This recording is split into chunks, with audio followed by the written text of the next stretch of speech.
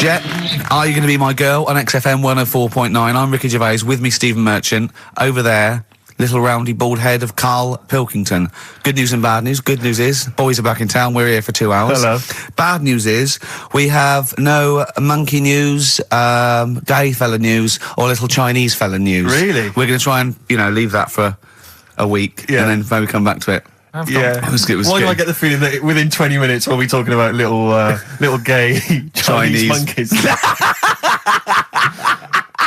Carl, think of that. We have got monkey news. Have we? Oh, yeah. So we've already broken that promise. Oh, okay. I thought we were going to try and sort of talk about something else.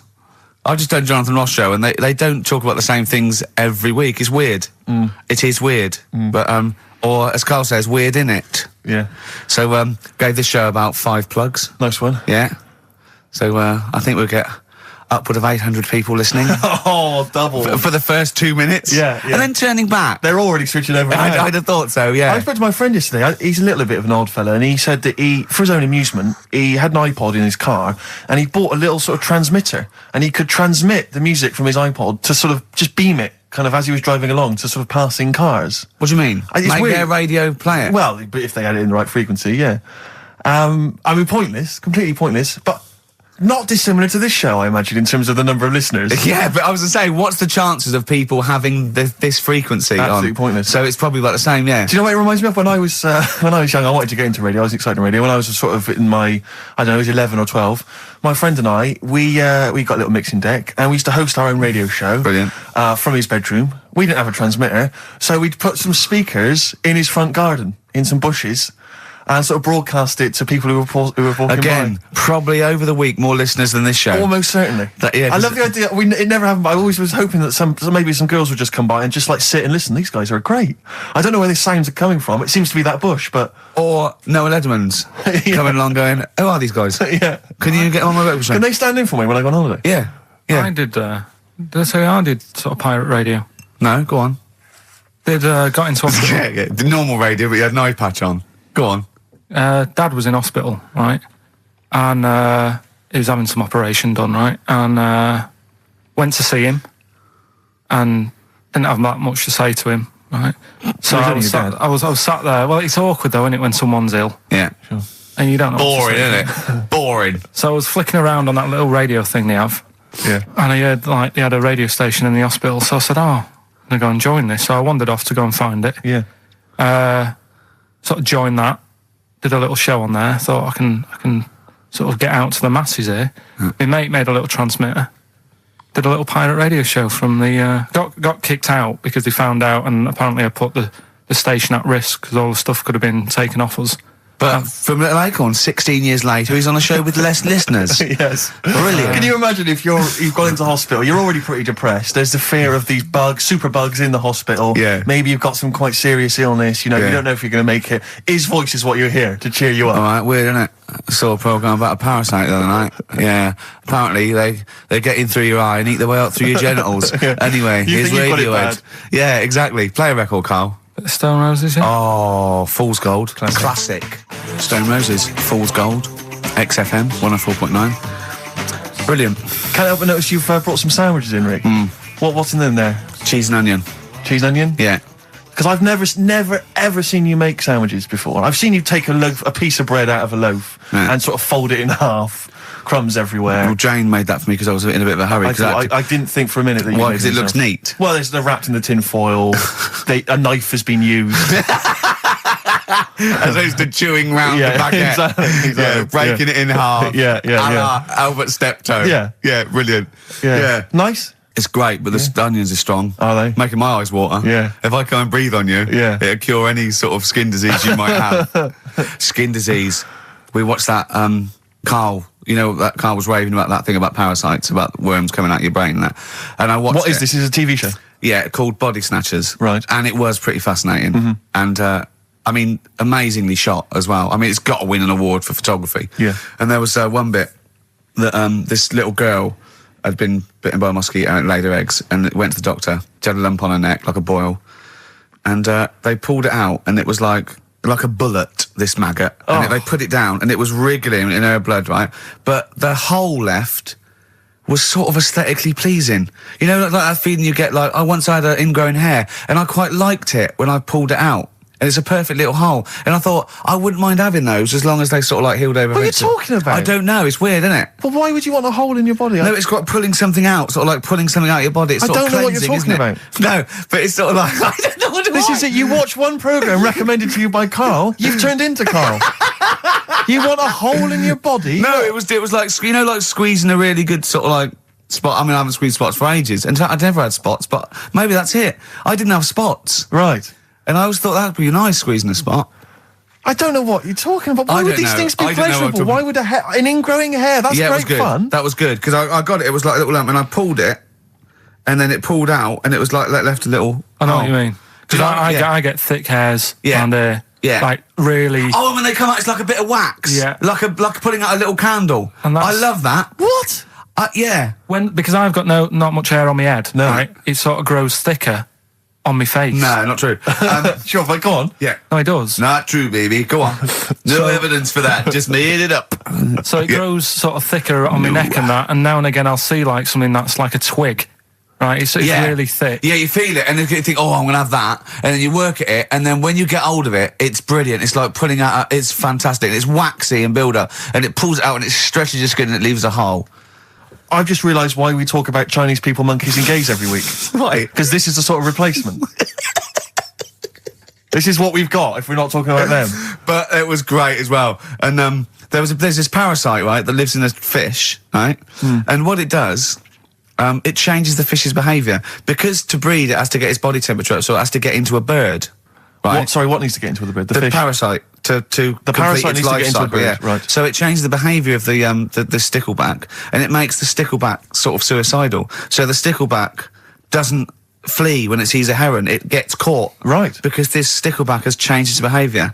Karl didn't quite understand this, I did still you? don't really get it. I watched it and you see like the fat fish and that and you go, oh, it's not well. But I don't understand. Well, all it does is, it has to get into a bird because it has to breed, to lay its eggs, it has to have a raise of body temperature. So the fish is cold-blooded, so it has to get into a bird which is warm-blooded. There's lots of things, there's certain things at that level. Why is it doing that? Because it needs the temperature. It needs the heat energy for its reaction. Just like, for example, that's why your balls are on the outside. Because the cells have to be a certain temperature to survive. I don't know if it's the sperm or Sertoli cells, but they have to be a couple of degrees below body temperature. Otherwise, they'd be in a nice cage and we wouldn't get kicked in the nads. What do you mean? That's why your testicles are on the outside of your body. They have to be a couple of degrees below body temperature. Yeah, but that isn't why they're there. You see, this is like the chat we had last week about the giraffe having a long neck. What do you mean? They're there because that's where they happen to be. They didn't go, right. Well, that's what evolution is. It's a selection process. It's not a will. The balls didn't say, look, I'm too hot, let's get us outside, let's get outside of here. All right, hang on a minute then. What? So a little man monkey, right? Theirs are in the same place as ours. Yeah. But they're walking around naked, so it could be anywhere. They could be like on the back. It doesn't matter where they are. They call it, well, they could be on the back, yeah. So why aren't they? This is a completely different... Steve! You started it! I wash my hands of the whole affair. And we're not only back to balls, but we're back to monkey balls. Yes. In one thing from about parasites, we're back to monkey ball news. Yeah. How do we get back to chimp testicle news? All right then. So this worm's in a fish. Yeah. It's like a little platy helminth. I think it's some sort of. But what I mean is, why are they about?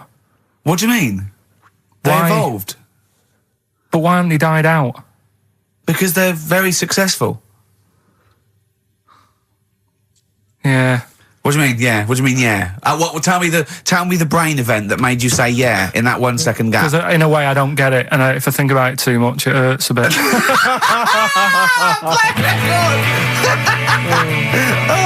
They've just been around for years, Karl. Yeah. Like Cliff Richard or something like that. Forget About Tomorrow by Feeder. on XFM 104.9. Carl is in some pain now, isn't he? What angers me is the fact that the listeners, at least they get a record. They get 3 minutes where they can just relax. They don't have to listen to this drivel. I've got to sit here for another 3 minutes while you try and explain to this idiot why they have a parasites and why we have fish and why, you know. It's just interminable. Oh, Carl's question is, what's the point of a parasite? I was saying, well, they evolved alongside everything else and it's part of the ecosystem. He's going, but why is a parasite in a fish, in a heron, back in a fish? And I said, what's the point in anything, right, apart from the balance of the ecosystem that survives at any time?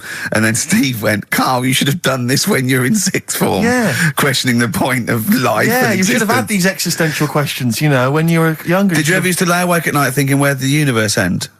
No. I did that when I was about 6 or 7 for about a year. When someone said it was... He was lying awake at night thinking, where does Manchester end? I assume it goes on forever. They've made a map, haven't they, for the for the universe? Yeah. Well, yeah, as far as they can. Yeah. Big is it? It's massive. Yeah. But if you're that lost, you know what I mean? Forget The the map's map. not going to help you. Sure. If you're that lost, forget it. Look, we're never going to make it. We're not going to live 400 light years. We're not going to... Of course, you could take a shortcut through a wormhole, couldn't you? What's that? Oh, no! Let's not talk about the universe, please. Let's talk about something that you could comprehend, Carl. Well, listen. Were you on Richard and Judy yesterday? All right. Yeah. Tell us about that. It was good. It was good fun. Yeah. It's a bit surreal. Is it? Yeah. It's nice. That's nice though. There's something charming about them. Do you know what I mean? They go off on tangents. They sort of digress. They suddenly think of something. She suddenly go, oh, my jumper's itching or something. You know. Yeah. And it's quite charming. It's not annoying at all. Yeah. And I'd never seen them do it through before. And I hope I didn't insult them because I said it was like an adult Blue Peter. Right. But in what way? Well, they had a Christmas wrapping competition. Right. Then they had a Christmas wrapping competition. And then they had That wasn't them doing kind of hip-hop. then they had what the French people are like. There was a little didn't quite understand that living in France. Then they had a woman who relived an Elizabethan Christmas. The bit that made me laugh was she was sort of announcing this through an Elizabethan microphone and PA to all the people sitting around dressed as... I'm a bit confused. This sounds fascinating. It was good though. And at the end I said, next week I'll be washing a tortoise and that. Yeah. And the producer said, if you do want to make something for the show, we'll definitely feature it. So I might make some of those things that you spoke on Blue Peter, like send in sort of, you know, I remember they made a chest of drawers out of 3 matchboxes. Yeah. For Barbie doll or something, or Action Man. I seem to remember them showing you how to make a dusty bin once. What, on Blue Peter? I made one. I remember making one. Really? Yeah.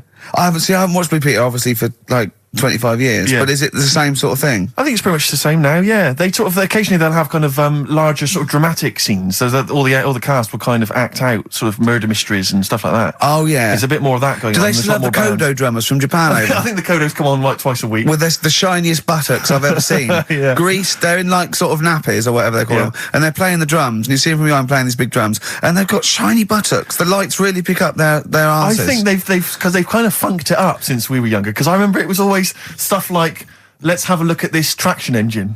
Yeah. Or let's drive some traction engines, one very small, a Yeah. slightly larger one, then a Exactly. larger one, and we'll just drive them around the studio No, for a so bit. you're going up Nelson's column with Shep. Yeah. You might die, you might not. But I always wondered if perhaps the people in charge were not perhaps down with the kids. So when they were saying, I what think are we they going to do were. this week? Let's have a look around a traction engine. Exactly. That's what the kids of the but early it 80s was, want. But they did used to sneak in education, whereas Magpie, that was just like funky people who were sort of really in the 70s. Never watched Magpie. No, I know watched I got it wrong as well. I did used to watch it, but I used to watch Blue Peter. I think I was conned. I always feared, because see, with the Blue Peter, I felt like I was learning something. I imagine on Magpie it was just, you know, Mr. T came round or whatever. It was a lot more cool, was it? It was a little bit more cool, yeah, and a lot more throwaway, and it was sort of like Magpie was sort of like Looking right on yeah. telly. Yeah. You know, yeah. What happened to Looking? I don't know, it used to be the Junior TV Times, I don't know. There's probably people listening who've never even heard of Looking. Is that what it was? Apparently so. But there was cartoons and things. Yeah, it was just basically an advert for ITV. Looking. Oh, was it? Almost entirely, yeah. And did it have like a Laurel and Hardy strip or something? No, it would have things like the story of 5 Star. Really? And is it like the ones in the News of the World? Not dissimilar. Brilliant. Yeah. Hey, I've had 5 kids. Next picture, bought one of them a guitar. Yeah. Next one, we're at number 7. Yeah. Brilliant. Next week, Tina Turner. I love the fact that 5 Star is still touring. There's only 3 of them now. Really? They're still called 5-star. Really? Yeah, I thought there was 4 Boney M's at one point. Tribute acts, that each one of them had a... And then there was a 5th, who was someone who wasn't the original member of one of the Boney M's, who set up a splinter group. It was ridiculous. Yeah. I don't know how many there are now. Yeah. I was thinking what we should do on this show as well is have a doctor. Right, Just sitting in the you're corner. worried about your health? No, just so when Carl says, why are your bollocks there? The doctor can now go, well, let's ask doctor. Right. And he goes, they're there because I don't know. And we need a vet Dr. as well. Fox available? we need a doctor, probably a vet, some sort of vet or a naturalist would be good. And what else? Oh, and a physicist or something, or an astronomer. Mm-hmm. What do you think, Carl? I'd love that. Would you really? Yeah. Is there any doctors listening? Of course there are, as if a doctor would listen to this. If you are a doctor, I want a qualified doctor. I don't mean someone who's in their second year at medical school. We're not interested in that. Right? A qualified doctor, a GP or any specialist, and you maybe want to contribute regularly, give us a call. Yeah. We'll even give you a special phone line and stuff. Yeah. Not for now, though. We're going to get a lot of mentalists, aren't I we? would adopt a nom de plume, an alternative, identity, because your patients are going to flee if they find out you listen to this. Exactly. Tribe. What's the phone number, Carl? Well, they might as well just email in with the number, mightn't they? That's because you don't like answering the phone. No, I just think it's a better way of doing it. Okay. How can they prove they are a doctor? Just, Go on, Carl. something to do with, Go on. Go on. Something to do with... What thing could they say that we'd say, well, he's definitely a doctor, or we wouldn't know that? Think of something. well, I'm not a doctor, so... We're on the radio, Carl. When we ask you a question, you've got to speak. I know, I'm just thinking, I don't know how you'd know, because you never ask them, do you? If you need their help, you don't think of going, no, before you do this, do you know what you're doing? But saying that, right? Go on. Go on. Talking about this the other day. Yeah. What was it now? Listen, a fella... Play a No, listen. record. Do you want, let's just, all right, All right, he's got it now. Go on. This fella goes to the doctors, Yeah. right? Oh, right, okay. Right, if this is in any way apocryphal, stupid, illogical, impossible, right, you are never, ever speaking again on radio. So make sure this is at least possible. I'll tell you what, I'll even give you improbable but possible. So if anything that breaks the laws of the universe or logic, okay, that's all you have to avoid. On you go. Right, so this fella, right, he goes to the doctors because he's got earache. Right. Okay, if a chimp's living in his brain... that he Go on. So he's got earache, he's sat in the waiting room and his ears all bunged up and it's hurting a lot and what have you. So the doctor comes out and he goes, right? And because his ear's all bunged up, he doesn't hear it that well, right? So he thinks it must have been me, right? So he wanders in. Keep going. Anyway, I'm going to hate this. I can just feel it in my bones. Steve, I'm going to let you take over. Okay, let's hear it. Come so on. the doctor says, sit yourself down there, right? So he sits himself down. He goes, right, take your pants off, right? So he's thinking that's a bit odd. Anyway, he heard that though. He apparently he took his tackle off. The doctor did some operation. What, there in the waiting room? No, in his office. In his office, yeah. What? Wait. So he removed what? His genitals? Yeah. In his office. Why, Carl? Because he hadn't called him in. Oh, he'd called in the bloke who wanted his testicles taken off, and he didn't do it. What? So the doctor went out and said, Mr. Jones, who's here to whip off your cock and balls just here and now, right? Bloke comes in, didn't it? It must have been me. So the bloke who wanted his balls taken off didn't say, I think he said me. So he didn't interrupt then. So the bloke goes in, he starts taking his testicles off, and he doesn't say, I'm here for me ears. What are you doing with that? It's a new single from Snow Patrol and Run. That's brilliant, isn't it? It's good stuff. On XFM 104.9. Rick, Go on. I'm about to say 3 little words to you that I've never said to anyone before. Go on. Carl is right.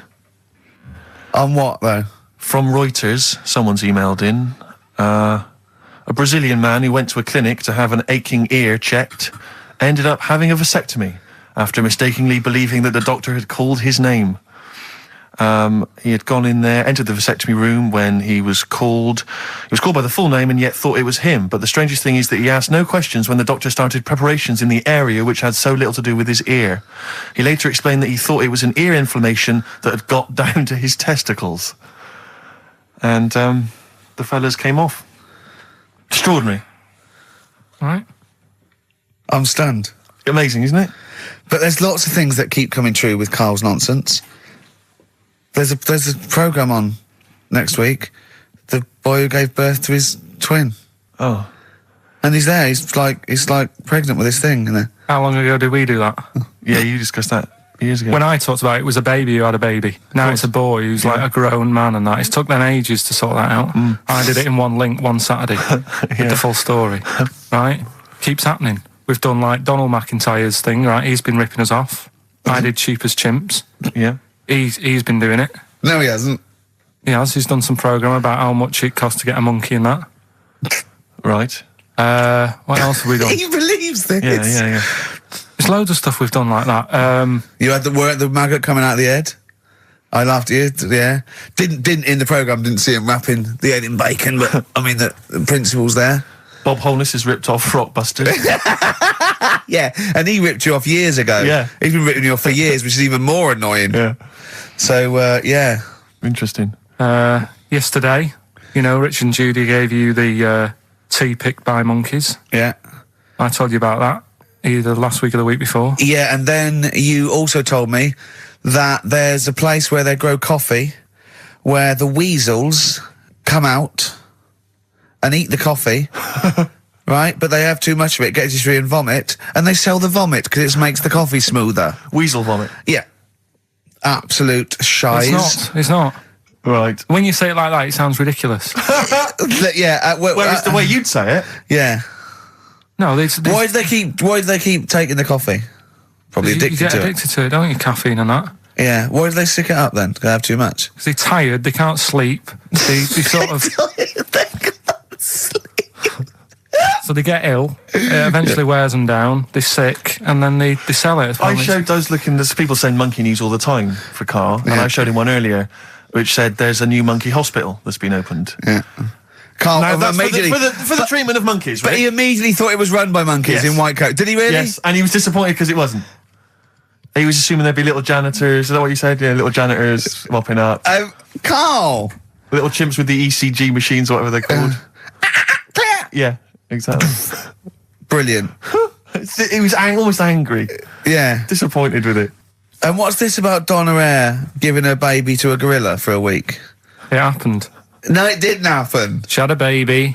They went on the honeymoon. They left it to a little gorilla to look after. Don't talk!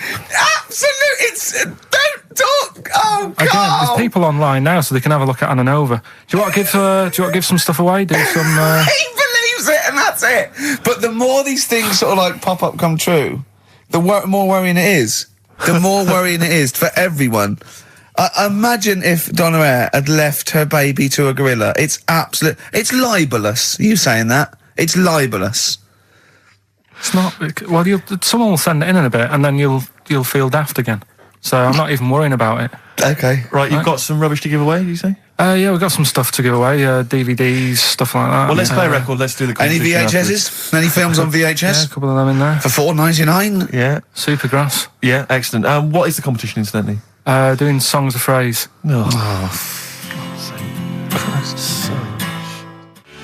Supergrass, late in the day on XFM 104.9. There's too much to get through here, Rick. Go on. There's too many things. We've got to systematically Am I going to eat my words? Well, before that, we get emails all the time. They're coming through all the way through the show, and I open them, and a lot of them, because everyone's contributing, it's brilliant, but we can't really absorb everything. There's too much coming through. So I tend to open them quickly. I have a look, see if there's anything we can sort of make sense of, and close them again. Sometimes Karl looks at the emails as I'm opening them. One opened just a minute ago. You saw his face? Oh, his face, yeah, what was it? His face was just stunned. He was just absolutely dumbfounded. It was like he'd just seen something extraordinary, right? And you closed it quickly? I did close it quickly. I'll tell you why, right? Always got to bear in mind how Karl's mind works. All he saw was the name of the band that this email was promoting. So all Karl saw, and you can imagine how excited he was all he saw was Half Man, Half Biscuit. That's all he saw. I've never seen anyone so excited. Oh, God. It was actually just plugging the popular joke novelty band. How you heard of them, then? No. Imagine how excited he was. That is fantastic. Man, half biscuit. Brilliant. Mr. Garibaldi. Oh, half man, half biscuit. That is genius. Oh, amazing. I just saw it, and when you closed it again... Yeah, but the thing is, if he hadn't have told you that, and he'd have erased it, next week you'd be saying about what they've done in scientists, they've cloned a man with a biscuit. He's got currants for eyes. Never go swimming. What? Never go swimming. Anyway, just to... I don't know what the world's coming to, but someone sent us a link to one of the web news pages. Go on. The headline... Donna Eyre to hand her baby over to a gorilla. Well, it's not. It's not going to be what he thinks. Listen, Donna Eyre and her zoo owner boyfriend, Damien Aspinall, intend to place their baby daughter in the care of a gorilla. The couple plan to put Freya, who was born in September, in the gorilla enclosure at the zoo near Canterbury. They will then let her be carried off by the female of the group. Neither parent has any qualms about letting their daughter be taken off, despite 5 keepers being killed by animals at Howlett's and his sister's park since 1980. I don't understand. What do you mean? Well, that's it. That's the news. It's a newborn baby, and they're going to put it in a gorilla. But I mean, well, he said, "Why would I not trust them? I know them. I grew up with them. They're my friends." Yeah, but I'm not saying that they're aggressive, but it might roll over on it or something. I don't know. Take it up with them. I mean, Donna Eyre's not the brightest spark in the box. No, but I it don't would seem think her husband is. I don't think that would she'd endanger. I mean, they must know something we don't. I still can't believe they're just going to leave the gorilla with it. Mm. Why would you though? But why would you? Even if it says, well, it's cheaper than a babysitter. Well, I don't know. Well, how cheap is a gorilla babysitter? Carl knows, because there's probably some sort of organisation. Right, are we... competition then, come on then, what is it? Oh. Songs of Phrase. Remind us of this? We got the film one coming up later as well. Oh. But Songs of Phrase is the one where I take a popular phrase from the show. Well, no, it's not a popular phrase from the show. It's sometimes something you said once. Oh. There's this airy Chinese kid. Yeah. And I get all different bits of songs, so, I make up that sentence, and you have to email in with the artists that you hear. Well, what's the popular phrase then? What's this popular phrase that's sweeping the nation? It's what we talked about last week. Go on. My girlfriend had a problem with a marrow. Right. Yeah. All right. Okay. She wasn't your girlfriend? Oh, yeah, but I couldn't find sort of okay. blind date or whatever. Mm-hmm. So seven artists it's taken to make up this Me Songs of Phrase. girlfriend had a problem with her marrow. That's at least 8, so... Well, maybe not. I think I've managed it in 7. Anyway, here we go. What the artists? We'll look at the names of the artists. Yeah, get a pen and paper and make a note. What artists are you hearing here? My problem with her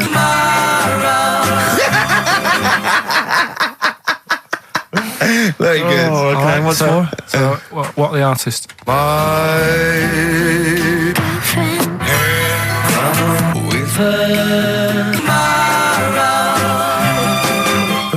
Very My girlfriend had a problem with her marrow. We want the names of the artists. What can we win, Carl? Just can I just recap that story? Girl can't run a blind date. But when he found out that this girl had some sort of bone marrow problem, he said he didn't want to see her anymore. What's the point in getting to know someone that's going to die?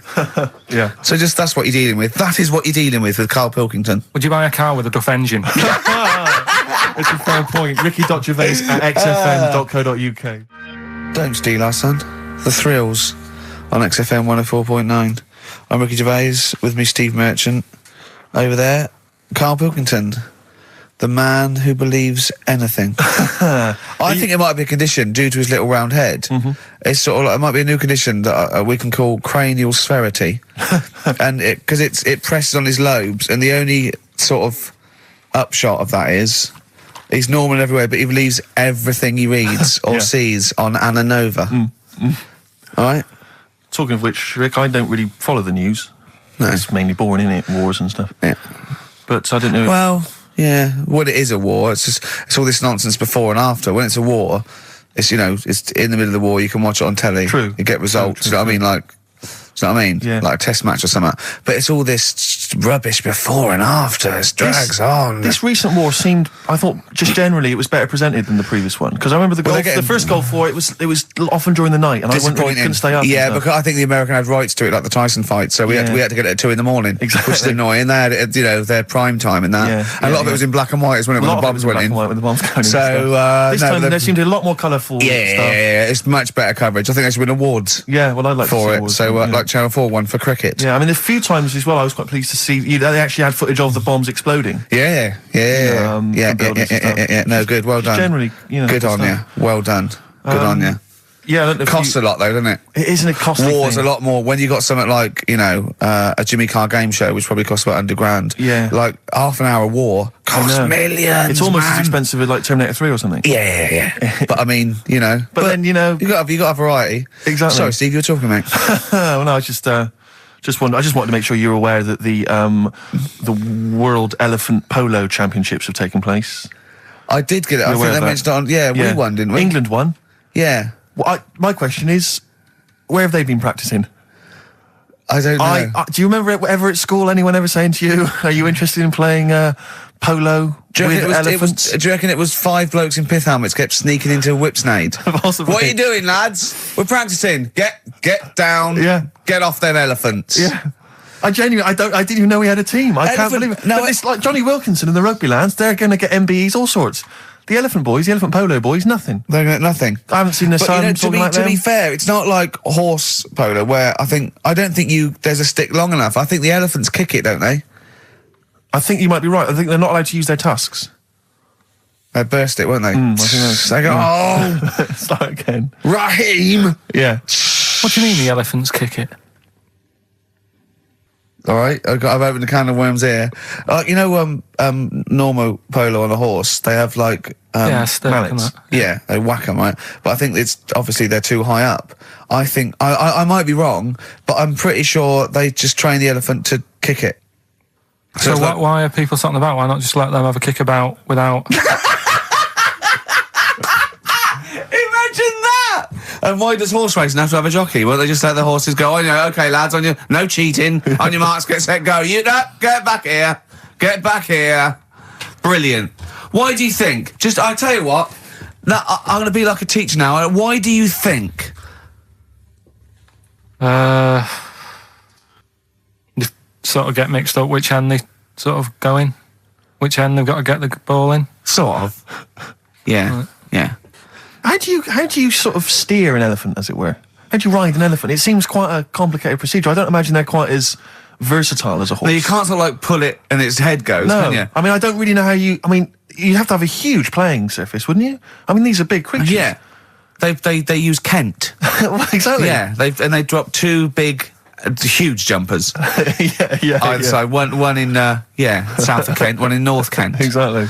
And it takes days. And is there like 11 on each team? Yeah, and 1 on the subs bench. Exactly. And it keeps breaking. The bench is broken. Yeah. Terrible.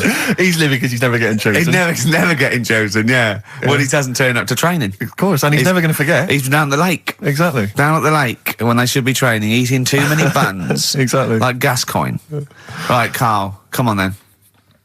Oh, hang on, I just must tell you as well about Lord Admiral Nelson's erotic letters. Go on. They've been sold at last for £117,000. Sunday Mail? I don't know who bought them. Who opened them that shouldn't have?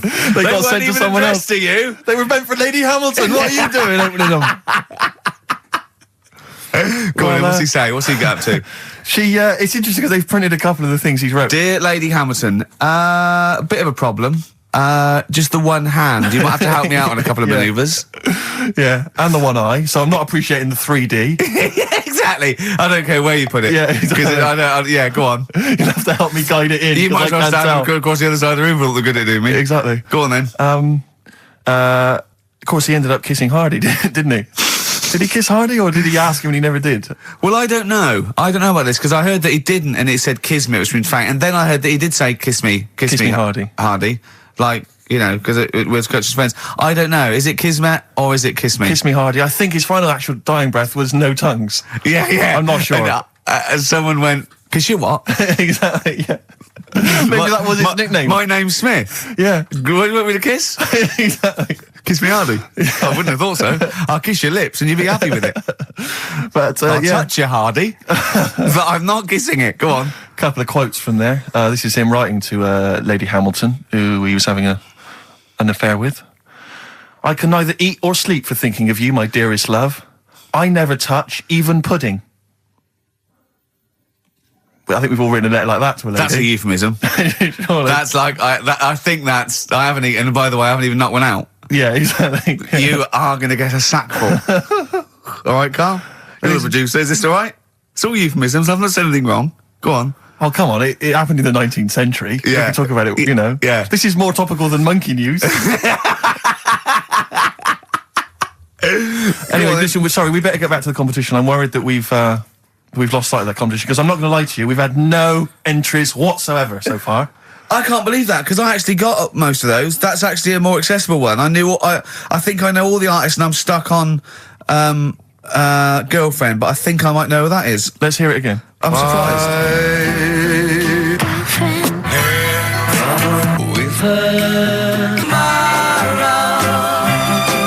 Now I think that's a pretty accessible one. An eh? accessible quiz? Yeah, so no one's... Is the email up or no one's listening? No, well, I think there's a little bit of that. But I think we've accidentally closed down the texting. Oh. So if you're texting in... This don't is bother with that. rubbish. It really is awful, isn't it? Yeah. Just play it again. Hang on a minute.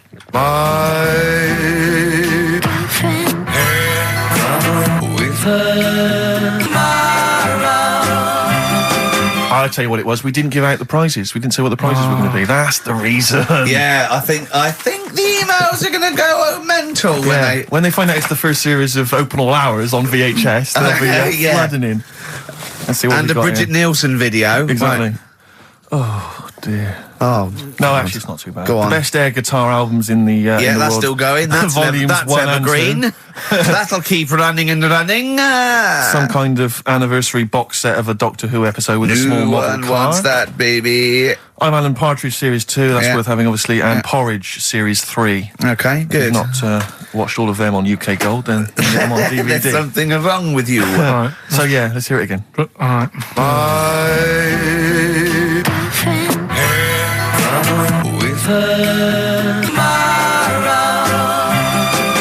Just name the artist. That's all we want. Just Yeah. the artist. Ricky.Gervais at xfm.co.uk. Play record. Right, Adams. Yeah. Yeah. Oh, this is absolutely fantastic. His version of Wonderwall. If you've not heard it Beautiful. yet, you'll be loving it. You'll be loving this. Wonderwall, as performed by Ryan Adams. It takes your breath away. It's so good, doesn't it? Brilliant. Is that off the album? Well, it's which album do you mean, Rick? There's so many at the moment. What was the one? The next track on one album? The track after this on Yeah. one album? Well, you're thinking of this album, Love Is Hell. yeah. Part 1. Can we play the track after that? We could possibly do that. And Shadowlands. that's how it's amazing. A bit later on. Yeah, there's various albums out at the moment, but Rock and Roll is the big rock, 80s style rock album. It's all right, it's not great, but this is much better. Go for this one. Yeah, it's not as Love good Is as Hell. not as good as adverts though. Do you know, I love it. XFM. Radiohead, Fake Plastic Trees on XFM 104.9. Mm-hmm. Someone just emailed in and said, just want to know what you think of that cover of Wonderwall. We told you. We said it was great. Yeah. Listen. But they must have been listening to hear... The song. Yeah. Extraordinary. Although maybe they just turn off... When we start talking. Yeah. That would make sense. That would make sense. I mean, it makes sense in a sort of preserving of sanity type way as well. Objectively, Rick, if you were listening at home, if you didn't know us and you were listening to the show, would you listen to it? Would you bother? I know that's a hard thing to get your head round. It's difficult to say, isn't it? I've no idea. I've no idea what people coming to this for the first time think. I love you like a brother, but I get sick of you. Yeah. I get sick of me. Yeah. Sometimes I go up and It's weird you should say that, because someone's emailed in. Yeah. A recent survey's been done by Cheltenham and Gloucester. The most desirable neighbour in Britain. Number 1, Shane Ritchie. Johnny Wilkinson. Oh, right. It doesn't actually give me the full rundown, but David Beckham was in the list. Yeah. Shane Ritchie was indeed in the list. Yeah, he's flying at the moment. As was Ricky Gervais. Really? Well, that's what it says. It doesn't tell me where you came, though. And there was actually a neighbour from hell, and you weren't in that list. Well, I'm a good neighbour. Oh, come on. I am. I'm quiet. I don't keep myself to myself. I never... Do you know what I'm thinking of? What? If it was best friend. Yeah. Now that would be a nightmare. Yeah, exactly, yeah. Most desirable friend. I'm a good neighbour, I'm quiet, you know, yeah. Yeah, I mean, I imagine being stuck in a room with me writing all the time, with me squeaking like a chimp. Unbelievable. Although I don't physically abuse you, I save that to my bald mates like Carl and Rob and that. I just like to squeeze their head. I don't squeeze your head. Yeah. You know what I mean? I think it's because you command a little bit more respect. Ah, thanks very much. Do you know what I mean? You're not that sort of... You're not an idiot. Oh, sure. All right, Carl, got anything to say? Has anyone seen his picture in Heat this week? It looks fantastic, doesn't it? Do you know what Steve said when he saw that, Carl? Go on. He said, it has captured Carl. What do you mean? Well, you just look utterly gormless. In the picture. It's captured you brilliantly. You know how like a good photographer can do that? They can capture the essence of someone. That's good stuff. It's good stuff. Well, actually, I'm the photographer. Yes, Because you it was are. a screen grab from the behind-the-scenes footage. Well done. So I got that gimpness. I captured the essential gimposity. Exactly. Yeah. Carl. Yeah. All right? Captured it. Yeah, well, I did a little article for Time Out, and I think Boyd from Heat has sent over that screen grab to them, so he might be in Time Out. I'm going to try and get him in every publication. Yeah. For 1 year. It's like Well, you've managed it in the last 2 weeks. Exactly, yeah. It's like a Dave Gorman project. Are you Karl Pilkington? Yes. Let's do that, shall we? If anyone's got a publication, it doesn't matter how little, just take it from Heat. That's mine, so you're welcome to it. Just try and just put his picture in anything. Next to round things is best, isn't it? That'd be good. You all right, Carl, with that? Yeah. All right, then, good. What have you got for us, Carl? News headlines? There hasn't sort of been that much going on. Sure. Sort of headline-wise, you know. Sure. No, because I look for good headlines and that, don't I? That sort of get you interested, like the... Well, then when you're interested, you don't read on. No, I did. Okay, go on. Like the one, do you know the one I read out a couple of weeks ago? That was man lives in dump for 10 years. Right? I remember the Chinese woman eats dirt. Yeah, well... That was a cracker. Man lives in dump for 10 years. I read on with that one yesterday. Yeah. I found it in my bag because I took it on, because I thought I'll read that when I get a minute. Yeah. Right? News. Imagine that. News. I might read last Thursday's Sun. Yeah. Just to catch up. Do you know how he got caught? What do you mean how he got caught? He lived in a rubbish dump. Well, what's he up with lived that? in a rubbish dump. What's No good? one knew he was there, right? Yeah. He was living off food that had been chucked away. He said a lot of people chuck away stuff that isn't off, so you can survive on that. He had a nice little place to sleep and that, on an old mattress, that was all right and stuff. Got away with it for 10 years until he decided to celebrate bonfire night with some fireworks. Can you believe that? Well, he's happy that the gunpowder plot was foiled and the Guy Fawkes was beheaded, Anyway. thus saving our system of government. There's got to be a couple of news headlines, surely. Hold on, wait a minute. Bong. Pierce Penis Man off the hook. Bong. Man changed his name to Bubba Bubba Bubba Bubba. Bong. Dwarf to live in a glass box. Dwarf to live in a glass box. Yeah, it's meant to be art or something. It's not though, is it? What? Meant to be art? Why is... Yeah, well, whose idea is this? Is it art, or is someone hired a dwarf to live in their box? It's just a box, and he can even leave when he wants, apparently. He can, go, I'm hungry, I'm going for a walk, and he puts a little note.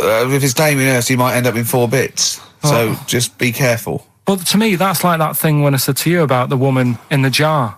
What woman in the jar? The woman in a jar, they go, come and see the woman in a jar. And Yeah, then it's it a big turns jar. out it's a big jar. So Yeah, it's it's a like, big jar. put me in there as well then. Exactly. It's not special. Yeah. And that's the same with him. It's a big box, he's a small fella. What's good about that? What do you want to do, though? To compress matter?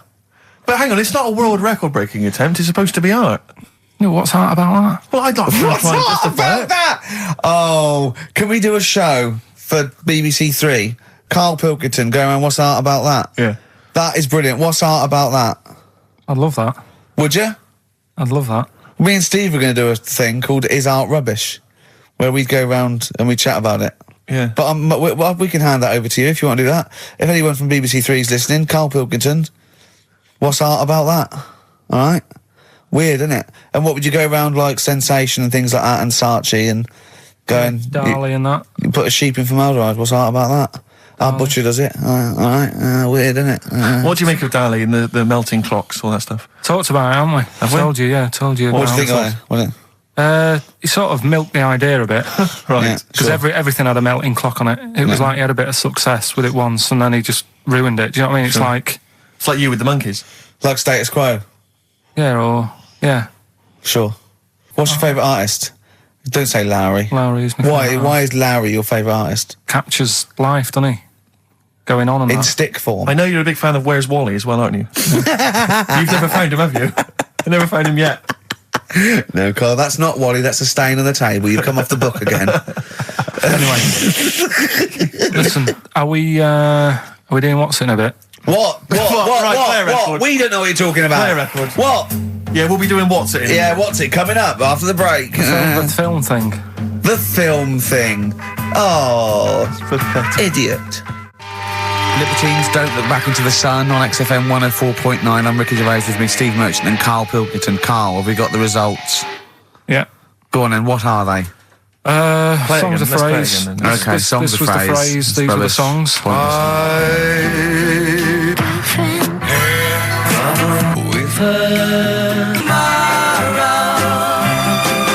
My girlfriend had a problem with a marrow. The answer's Sinatra, Prince, Bill Medley, U2, Shirelles. There was also Dub Pistols in there.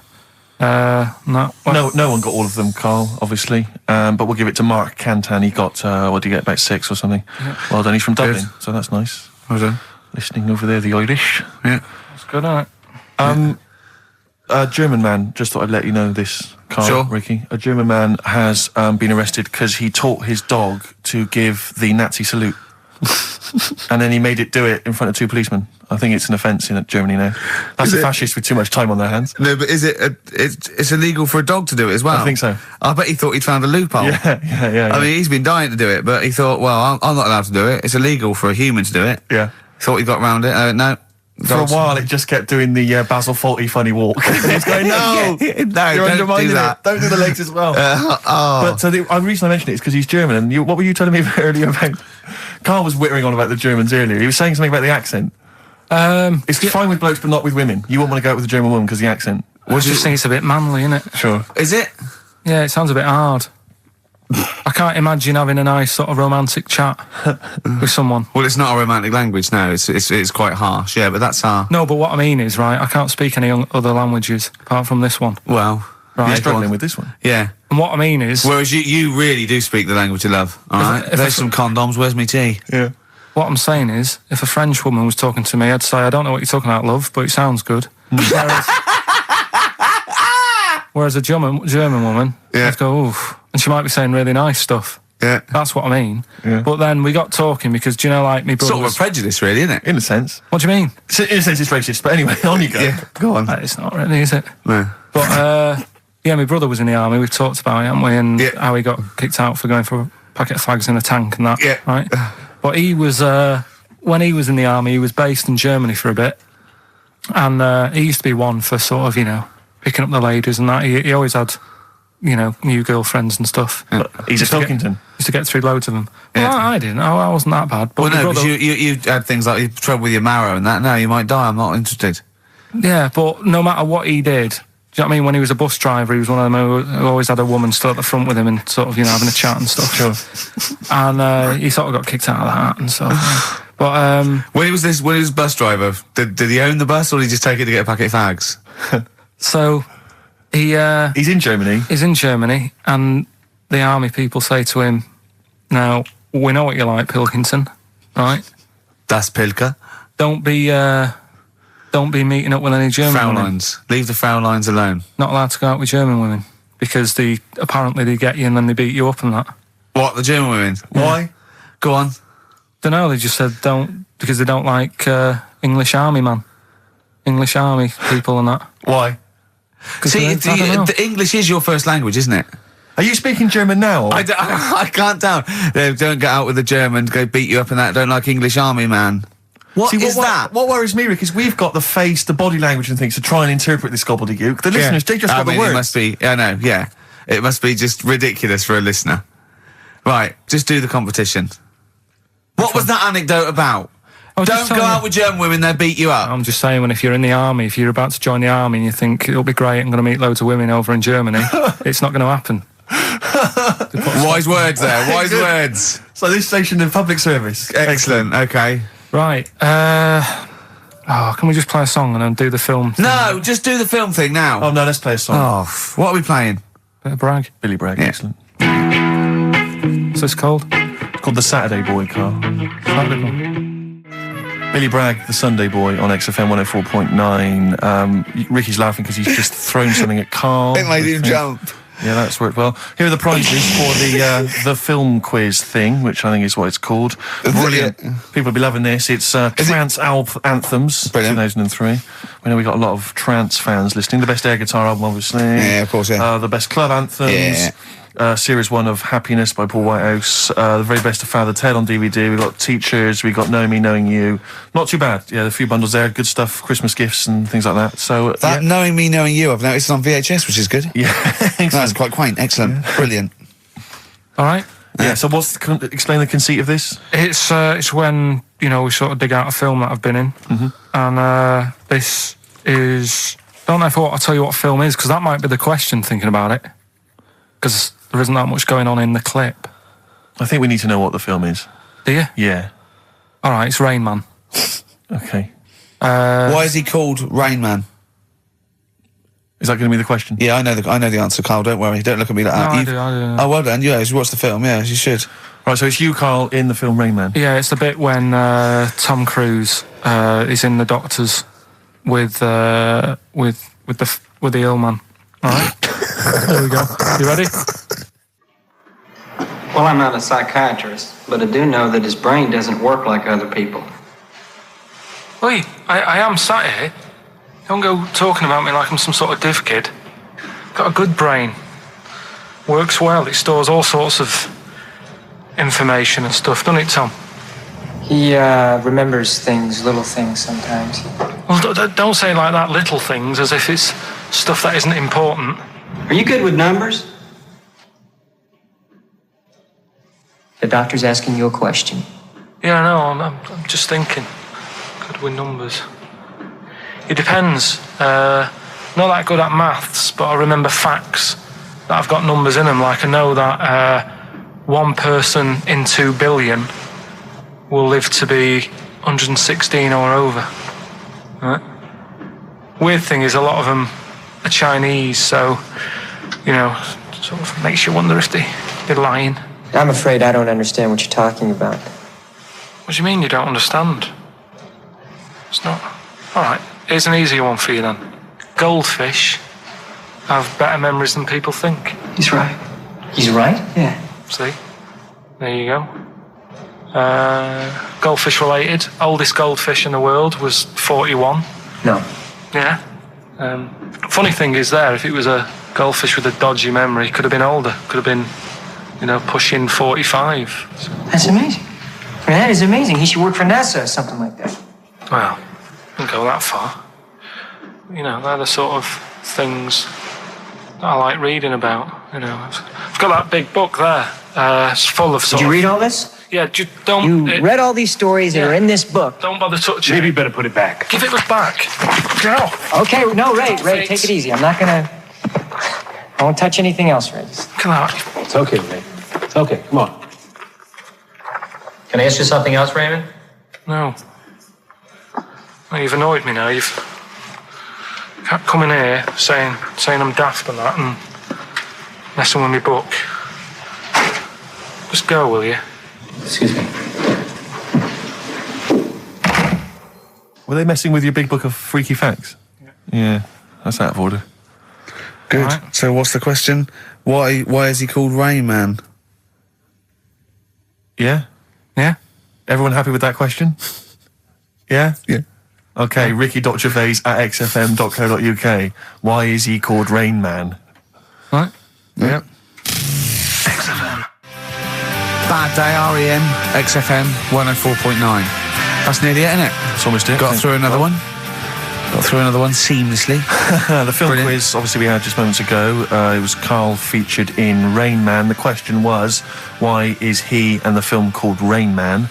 The answer, Ricky, was... Well, Tom Cruise's character, when he was little, couldn't say Raymond, and he used to call him Rain Man. Okay. Plenty of right answers, but we're going to give it to John Steele who interestingly is from West Yorkshire, who's listening. Yeah, that is, So they're that is interesting. It is. Yeah. So that's pretty much that. Is there time for monkey news? I think we got to have monkey news. Let's and play then that second track from the Ryan Adams. Let's play the jingle though, if we can. Oh, chimpanzee, that monkey news, you Right. Now, it was back in the 1980s. Right. So it is quite topical then. Okay. When did this happen then? 1980s? Yeah. Yeah. It's about a Colombian F1 sort of, Formula One driver. Apparently these races were going on, right? And someone kept winning them. Right, okay, forget it. No, don't do it. It's because it's rubbish. Because it's rubbish. Right, so someone kept winning the races. So this human that kept winning the race. So this human being that kept winning the races, Karl, what was his name? His name it's Jimmy something. Yeah. How tall was he? Just out of interest. No. Let's hear the story. Was he about 4 foot You 8? might find out if I tell you the story. Right? Go on. So anyway, he kept winning and everyone was like, oh, he's brilliant, this guy, who is he, and all that. Yeah. But his gimmick, right? Was never showing his body or face? That's right. Never You're took his joking. helmet off. You're an idiot. Never took his helmet off, right? You know the short trousers he used to wear? His trousers were about a foot long, but his shirts, the sleeves were really long. Anyway, right, so because he wouldn't take his helmet off, and You're an idiot. He was taking part in the F3, which is like the lower ranks of Formula 1 and Just that. get to Everyone thought it was like a famous driver who's taking part in that. Get to being a monkey. Anyway, what happened was there was a crash one day, and the car tipped over. Everyone's like, oh. He ran up a tree. So They were suspecting when he ran away with the ambulance people up a tree and started eating a banana. So the marshals ran over and the ambulance people were there and they were about to take his helmet off, and the marshal was like, don't take his helmet off. And give away the secret that he's a monkey. Give away the secret and that. Yeah, chimp. Yeah. Took his helmet off. Jimmy Chimpus. Little monkey under there. No, definitely not. Okay, let's play Ryan Adams. Did he survive? Let me just a couple of questions. Did he survive? Yeah, he did, yeah. He was allowed to keep all the awards that he won. Sure. But he wasn't allowed to take part in any other races. Yeah, didn't happen. This is Ryan Adams. We'll see you next week. This is a song called The Shadowlands, also from that Life is Hell album. It's good stuff. Idiot. 104.9 XFM. You all right? This is Karl, producer of Ricky Gervais and Steve Merchant. They're not about today. Ricky's on holiday. Steve couldn't be bothered. So I'm left here with all the DATs. That's a digital audio tape of all the shows they've done since they've been here over the last, I don't know, year and a half or something. So we'll play you some of the best bits. All right, so here's the first bit. Here's a problem that someone's emailed in. We're taking emails today. If you've got a problem, a concern, or just a general query that you think Karl could answer for you, it could be about anything. It could be about some of the big kind of philosophical questions. Yeah. It could be something to do with war or famine, anything like that, or it could just be a personal dilemma. Something that's happening locally. Anyway, this seems one that I think you probably have. You and your father have probably come across this sort of dilemma in the past. And I'd be interested to know what your take is on it. Let me see. This is from Lee Matthews by the look of it. He says, he lives in a suburban area where the local teenagers also live on the same road, and they're running riot. They're smashing wing mirrors off the cars. They're crashing into parked cars on their skateboards. And they're just generally making mayhem, night and day. What can he do to stop this going on? The parents of the kids don't seem to give a damn. Anyone who complains to them, they just say, piss off. The police are useless because they never catch them in the actual act of violence, which is what they got to do to apparently convict them. So they don't know who to turn to, really. It's rather like when a little old lady went and got the A-team, and he was dressed as an elderly Chinaman. Exactly. She knew who he was. Colonel Decker didn't have a clue. Yeah. You see, it's weird because now it has got out of hand. Sure. Do you know what I mean? Like years ago when I was growing up on the estate, you had problems, but not like you have now. Do you know what I mean? Summers were nice as well, weren't they? Well, right. And police are getting shorter and younger. But you yourself kind of admitted in the past that you were something of a tearaway. You didn't do anything like these kids here. The thing is, I was scared that if I got caught doing it, my dad would go mad. Yes. And I remember smashing a car window by accident and legging it in the lounge and sort of pretending to go asleep on the settee. Right? Genius. And I heard a knock at the door. He chloroformed himself just to be unconscious when his dad came home. And there was a knock on the door, and I thought, oh God, this is a fella who saw me. I was chucking a stone in the air, seeing how high I could throw it. Of course you were. Did it keep landing on your head? That would explain a lot.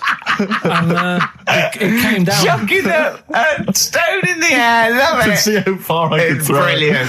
So, I wasn't bothering anyone. Did you by invent that game? Right, Did you get the stone for your birthday? Go and play with your stone. He gave one to Suzanne. Carl, go and play with your stone. The thing is, right, and it came down at a funny angle, and Of course it did. It ate the back of this car, and the back window is the most expensive because it has that heating thing in it, Yeah. in case you got a frosty window. Yeah. So I thought, oh god. So I legged it in, got on the settee, went to sleep, knocked at the door. Genius. It's a brilliant plan. It's a brilliant plan. I couldn't be guilty. I'm asleep. So I love the idea. So the thing is, our lounge used to sort of you could see in from the door, right?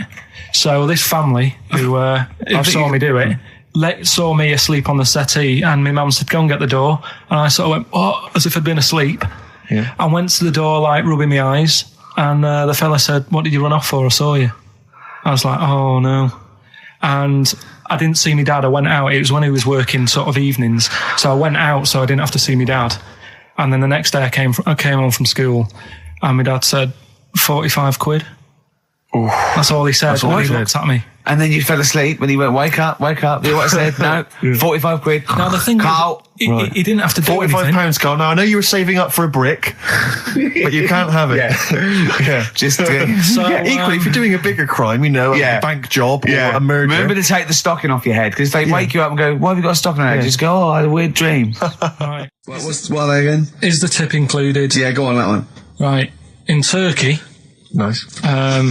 it's not, actually. Mm-hmm. That's where I went, and there was them little fellas after Suzanne in the kitchen. What? What do you mean? We went to Turkey. You went to Turkey and there were some little fellas. Well, they had quite a few sort of midgets working in the kitchen. Why? Is it a theme? No, Was it a it's theme holiday? I don't know. Might get them cheaper or something. Was it? So they You were get them working, cheaper? They were working in the kitchen, and one of them fancied Suzanne and kept sort of eyeing her up, and she was winding me up saying, "Oh, Not eyeing up and down, just eyeing her up. fancy." Anyway, no. So What anyway, was she doing in the kitchen? no, it's like a pick what you want to eat type buffet, but you have people clearing the tables and that ready for you to come along. Are they low tables? And he was just keeping an eye on her. What did he say though? Was How he? did he What make was it he? Was he? clear? It was Turkish, so I don't know what he was saying. But he was. Was he? He was Little fella, yeah, Did he? What do you mean, a little fella? What do you mean, little fella? sort of dwarf-like. What do you mean, dwarf? Like he had magic powers, or he was 4 foot? No, What do you just mean, A Carl? little bloke, just like a normal bloke, but small. If you stood him in the desert, you wouldn't know. But he'd be hot nothing and around says, right, Carl. You should watch out for the monkeys. Yeah, underground. There's underground monkeys Look, are dangerous. you can't just say there was a little midget fella who was eyeing up my girlfriend and then leave it. What do you mean? What was happening? This is a story to us. This is much more interesting to us than, and she was deaf, right, and she hit her head. That's much more I don't interesting. understand how it manifested itself. Did he come over and say something? No, do you know when it's like girls know, don't they? When someone fancies them. What do you mean there was lots of them as well? Do then? they? That's worth knowing. Listen, right, come on, right. So you went to this holiday, yeah? Yeah, well, and you went into the dining room or something? Yeah, downstairs. And you looked You over thought the this is kitchen. all. There's no one serving. Yeah, and they go, Wait a minute. hold on, you looked down and there was a little waiter. There was loads of them running around busy. Why though? Why did they It get was summer. What do you mean? Because it was There in was loads of them. summer. They had more of them They on. come out in summer. They come out in summer. What do you mean they had more? What do you mean? Because it's busy, isn't it? Well, no, but they hibernate in the why winter. were they all midgets? I don't know, maybe it doesn't heat stunt your growth or something. No! Well, they just happened to, maybe it was a thing that they did for tourists or something, I don't know. I just got on with my meal. It was a holiday, do you know what I mean? God. This is not right. So some midgets serving. I'm not going to ask any questions. Right, okay, yeah. So they're all little fellas running around, and this one always was like, oh, do you want a new serviette? You know what I mean? Going out of his way to sort of... for turning on the charm. Yeah, he was going out of his way. The others weren't. Right. I think what was happening is he'd been working with Santa all the winter. Yeah. This is sort of little summer break. This one He was hadn't your seen a girl. waiter, and so he was being polite to you. Maybe. But what did Suzanne say then? Well, she was using it to wind me up. What was she saying? Oh, Oh, just like, look. he may be small, but he's Well, built like a... Yeah, he's all man. so Were you jealous of a midget then? You were jealous of him? it is a bit annoying, isn't it? Why? It wouldn't bother me as much now, because I've been with her for ages. Right. But at the time, that might have been one of our first holidays, and it's like, You don't want to be what's stolen going on? I away paid by- for this holiday. And then you get off with a midget. Yeah. So anyway. But it doesn't matter because you got chatted up by a bearded lady. So. yeah. Tell you what, no, that's got nothing to do with that. What were you going to say? What were you going to say? I was going to say the hotel was half board, and maybe. Oh, right. I thought you were going to say it's just one of her shortcomings. So listen, right? Play a record. He said he's, oh God, it's like a child or a cat when it's confused. He went, Steve reckons in ancient Greece, right, it was better to shag a bloke than a woman. And I went, well, yeah. I mean, that's about the male being sort of a first-class citizen, much better, wasn't it? An aspiration to sleep with a beautiful man than a beautiful woman. Women were lower-class citizens, so therefore men were seen as higher class. So to have sexual relations with a man, there was no shame in that. No. In fact, it was looked upon. And I said, well, ancient Rome. I said, Nero, he sit in his big jacuzzi and he used to get, pretty boy men to just go into the water and just nibble at his testicles while he was having a watch. He didn't do that. He did. No.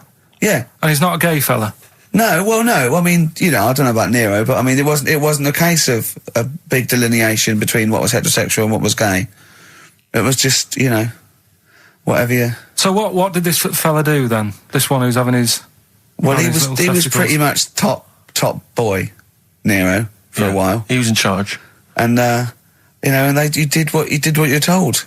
If Caesar or. But why were people going round there? Why didn't they go? Oh. No, they weren't dropping in. It wasn't like the door was opening. I was just going to see what Nero's doing. You'd have probably been like a delivery boy or a stable boy or something, and you'd have popped round there and you'd have gone, there, right, Nero, as the tablets of stone you wanted, and they go, Pilkington, why you are here? Pop under. I don't know why he's French. What is that? I don't know why he's French. Just pop under the water and nibble at my testicles, and you'd have done it. Because he was Nero. I wouldn't. You would have. There's no way I would have done. Yeah, well, you would have. What have I done? I've dropped a pizza off. You put around to Nero's place with pizza. Dropped a pizza. Right, I'd say I've done my job. Right? Yeah. That's not the sort of tip I wanted. No, he'd have said, get the little baldy chap to nibble at my testicles, and you'd have been in the water. I wouldn't have done it. No, Well, you wouldn't have put me head on the water. Right. No, I wouldn't have done it. Can I just say this, Steve? Not only would you be nibbling at his testicles, you'd have been going mad. You'd have been noshing him just for extra. You'd have been doing everything he wanted. You'd have been going, he'd have gone, I didn't ask you to do that. You'd have been going mental. They'd have been chewing, slurping, smacking, poking. You'd have chopped, you'd have gnawed his packet off. You'd think you were eating Walker's crisps. There'd be bubbles, there'd be flood. Oh, it'd be horrible. Alright, this is Karl, the producer of Ricky Gervais and Stephen Merchant on XFM 104.9. We're playing out some of the best bits. Hope you're enjoying it. Here's another one. Last week when I did Do We Need 'Em, do you know when I called up one of the museums, a science museum? Yeah, are you talking to me? Yeah, I'm just saying, I wanted to tell you before when the song was on, but you're so busy listening to it. Yeah, was I so busy listening to a song I was playing? Yeah, but we're doing a radio show, aren't we? All right, what's your point? Well, I just wanted to say, she emailed in to say I got her name wrong, so I'm just apologising for that. What did you call her? I think I called her Jessica. What was her name? I don't know, I've got it on email somewhere. This is not an apology! No, I'm You've just got saying... it wrong again! You've not even said her real name! How is that an apology? Well, I remember, I read the email, so, I Who are you apologising to? I think her name's Jackie, I think. Oh, you've got it wrong again, haven't you? Well, anyway, and she just said if you want to see dinosaurs and that, go to the museum. You were complaining about that as well, weren't you? You went to a museum and there was too many dinosaurs. He said you just need 4. No, well, Steve, have you been to the one in Knightsbridge? I think this so. One that I called up, right? It's nice. You go in, you get a good collection of stuff. You walk in, there's 3 or 4 dinosaurs. You've had enough, right? I went into New York, right? I went to the museum there, hundreds of them. You can't move for dinosaurs. Yeah. It's almost like they're responsible for them being extinct. There's loads of them. So all I'm saying is, if you want to see a dinosaur, go to the one near Knightsbridge. They've got a nice selection, some old vases and stuff. It's worth going. So... some people emailed in the songs with stories in it. One of them was Babushka, and he went, what's that? And I went, it's Katie Bush. I went, what is it? I said, it's about a woman who dresses up as another woman and seduces her husband. He went, they wouldn't work. Just dismissed it like that. Why do you think it would work? Because you'd know. I mean, say like right, Suzanne, right, who I Yeah. go out with, Yeah. right? She can see me from, say, if I'm coming down the high street, Yeah. she knows it's me by the way I walk. Right. So, just the fact that this woman went and put a wig on, there is no... You haven't even heard the song! I know, but you're saying that she put a disguise on and he's Yeah. like, oh, I fancy her, and he takes her out, and he doesn't know it's his missus. It's just... You're not buying it. I mean, I'm controlling this. Whereas feature. the flea with your brain going to Glasgow, perfect sense. Yeah, babushka, rubbish. Carl, can we have the tomato story after the next tune? Yeah. Bit of Coldplay. Yeah, love it. Yeah. I was watching. Did you watch The Mammals in the week? No, I missed David it. Attenborough. No. I was thinking actually, right, all this MTV stuff. If there's one reason why I'd like to do it, Yeah. is I was watching Attenborough, the Mammals programme. I reckon I could do something like that, Right. and just have like me instead of Attenborough, like a young sort of fresh person, Yeah. watching like certain animals and saying, "Do we need these?" Do you know what I mean? Yeah. Oh, God! What's it called? Death on Earth. Well, just- That's amazing! Do we need these? And, No, 'cause there's loads of and the stuff. audience at home would vote. Would there be some kind of Yeah, telephone like a vote? vote out system. Oh, the that- thing is like, Yeah. it's something interesting that Attenborough was saying the other night on Do we need these? on Jonathan Ross's show, on his telly show, right? He was saying, he said you could take all the humans off the earth and it would carry on, but take like some animals off it, mammals and that, you got problems on your hands. I thought that was quite interesting. Yeah. So it's like the question is, do we need these? Is that part of the big thing? Right. Like jellyfish. Yeah. We've talked about jellyfish. Yeah. Yeah. So which mammals in particular were You you talked about watching that that you Zoe Ball thought- show, haven't you? Hey? Which mammals were you thinking we don't need when you watched the show the other night? Any in particular that you thought they don't need them? They're not of interest. Well, I like whales, but I don't know what they do. And they're taking up quite a lot of room. Sure. But stuff like, Yeah. but like jellyfish, I looked into because Yeah, I well, was I know talking you about do, them, and they were saying they've got no eyes, no heart. There's something like 97% water. Yeah. They're blind, and they do about 33 miles a day.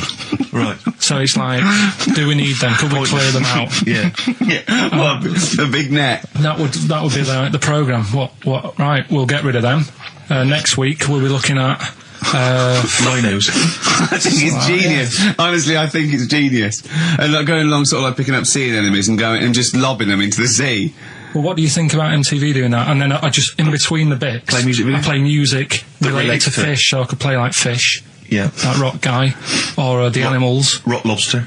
yeah, or what else could This I get could in run and there? run.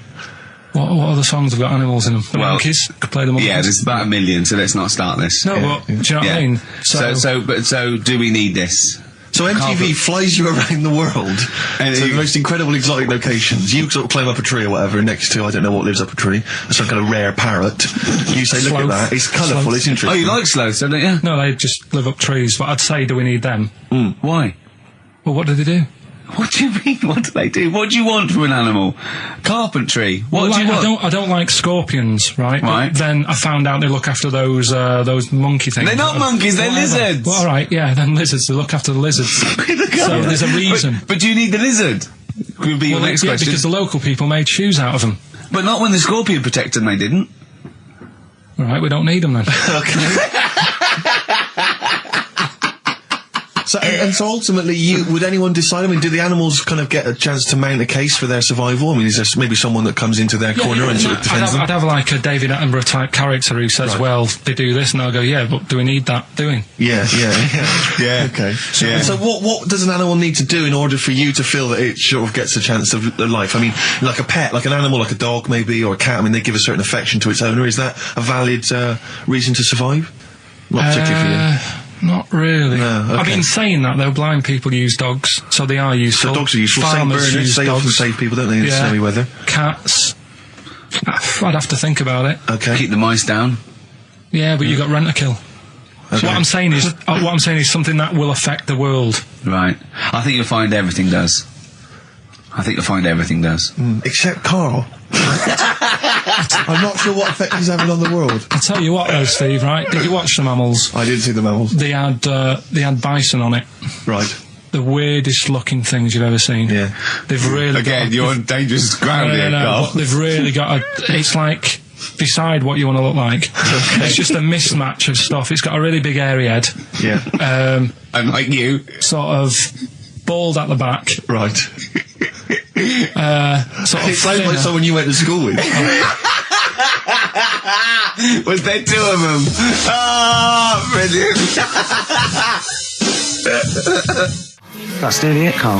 Right, what's your last room 101? Oh, God.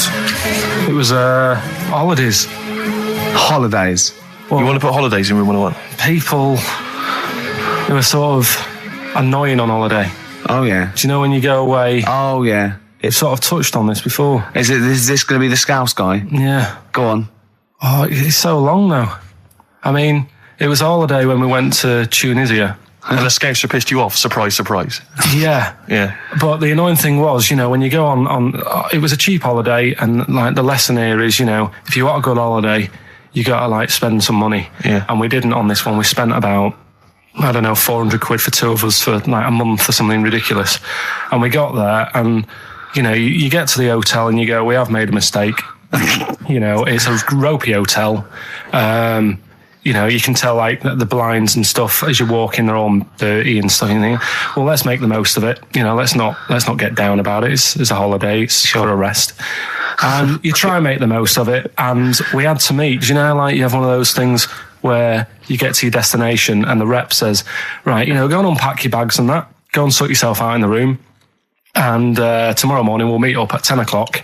And I'll go through, you know, the best sort of place to go for camel rides and, you know, the best deals I can get you. That sort of thing. Can anyone here walk like an Egyptian? So she says, right, tomorrow morning, meet 10 o'clock in the discotheque. So we get up and we have breakfast, and it wasn't a good breakfast. The kitchen was like bit horrible. The food wasn't good, and it was run by sort of midgets. What do you mean it was run? Not there's anything wrong with that. There was little fellas running around, and the annoying thing was one of them sort of started to fancy my girlfriend. How did he manifest his affection for No, you're not saying there's anything wrong with midgets, though, are you? Just saying it was strange that there was. Yeah, but even midgets shouldn't be cutting in on Karl Pilkington's No, territory. I know, no. But it's also that thing of, you know, they've got little fingers, and it's sort of God, ruined. I'm so sorry. No, I'm not.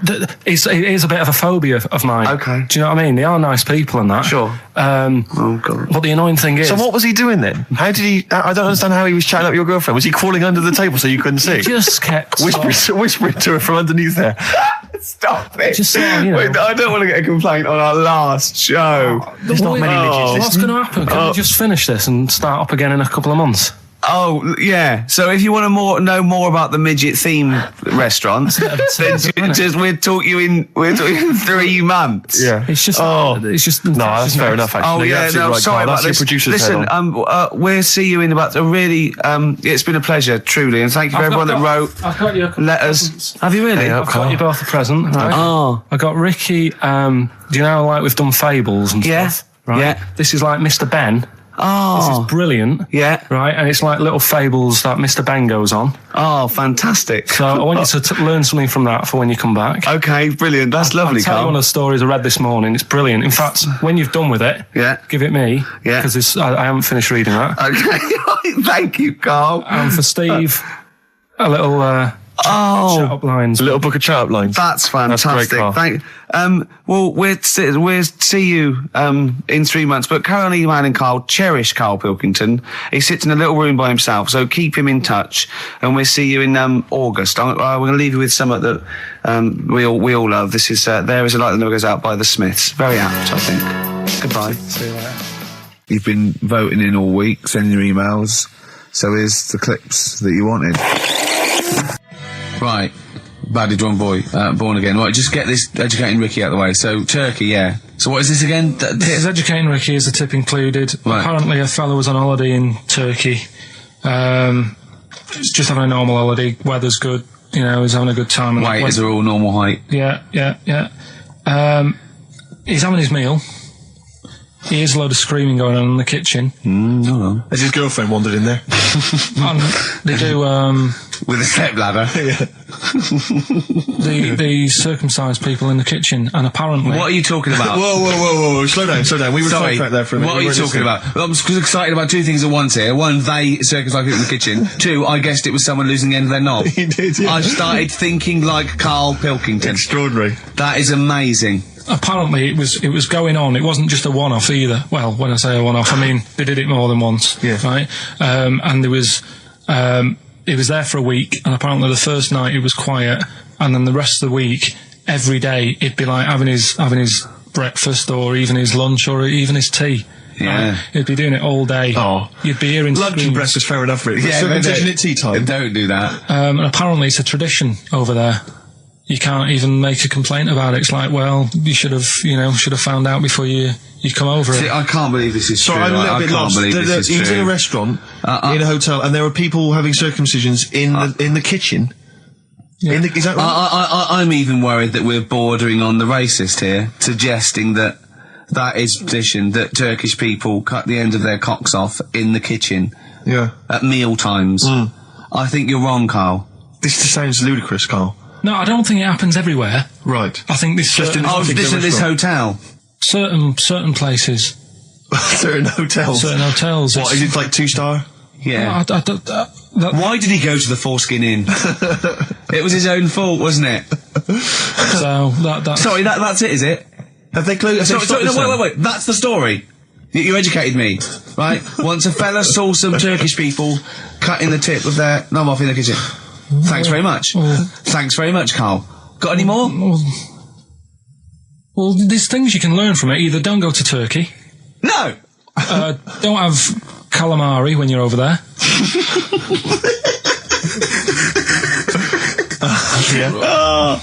Karl, you've done it again. Well, So we get onto conversations. He's asking me stuff about evolution. Tell me that. Why did the giraffe? What's that rubbish about the giraffe getting a long neck? I said, well, it didn't try and get a long neck. It was selected because, anyway, I went into evolution for him, and he said, but why would evolution do that? I went, well, you think that evolution didn't do anything? There's not this consciousness, there's not this will that a giraffe has to stretch its neck to reach the leaves. One had a long enough neck to survive and pass it. He was going, yeah, but why did evolution? This isn't. But by the way, this isn't the most stupid thing. This is warming up. This is about 8:45. Sure. Right? He said, why didn't evolution make a giraffe good at carpentry so it could build a ladder? Right. Yeah. Okay. No. All right. Okay. So he's thinking around it. He's trying to pick holes in evolution. Yeah. We get on to, I said, well, things I said, we can see the speed of evolution in lower life forms like bacteria, viruses, they evolved. That's why, soon we won't have an antibiotic that can kill some certain bacterial strains. And he said, and this is about, 11:30, then I said, I'm going to bed, right? He said, in the future, they reckon that you'll be able to wake up and eat a yogurt you can have a chat with. I don't know what that means. let's put a song on, right? And we'll come back to it. So you're going to explain that? Yeah. You've got an explanation. The Verve and Sonic on XFM 104.9. I'm Ricky Gervais, with me Steve Merchant and Karl Pilkington. So let's just get this right. What did Karl say? He's just specifically giving those words he again. said, they reckon, and I said, I'm going to bed. He went, no, really? I said, no, I'm going to bed, Karl. There's no point now, because it's just like you're talking gobbledygook. You know what I mean? I might as well talk to a pot plant. Yeah. He said, in the future, they reckon, I don't know who they are. Sure. I don't know, people who post things on the internet that he reads. I think the Telegraph. Anyway, complete the sentence. they reckon that in the future you'll be able to wake up. I love it. There's a little scenario, an embellishment, like this little. Oh, hello, darling. It's your yogurt. Hello.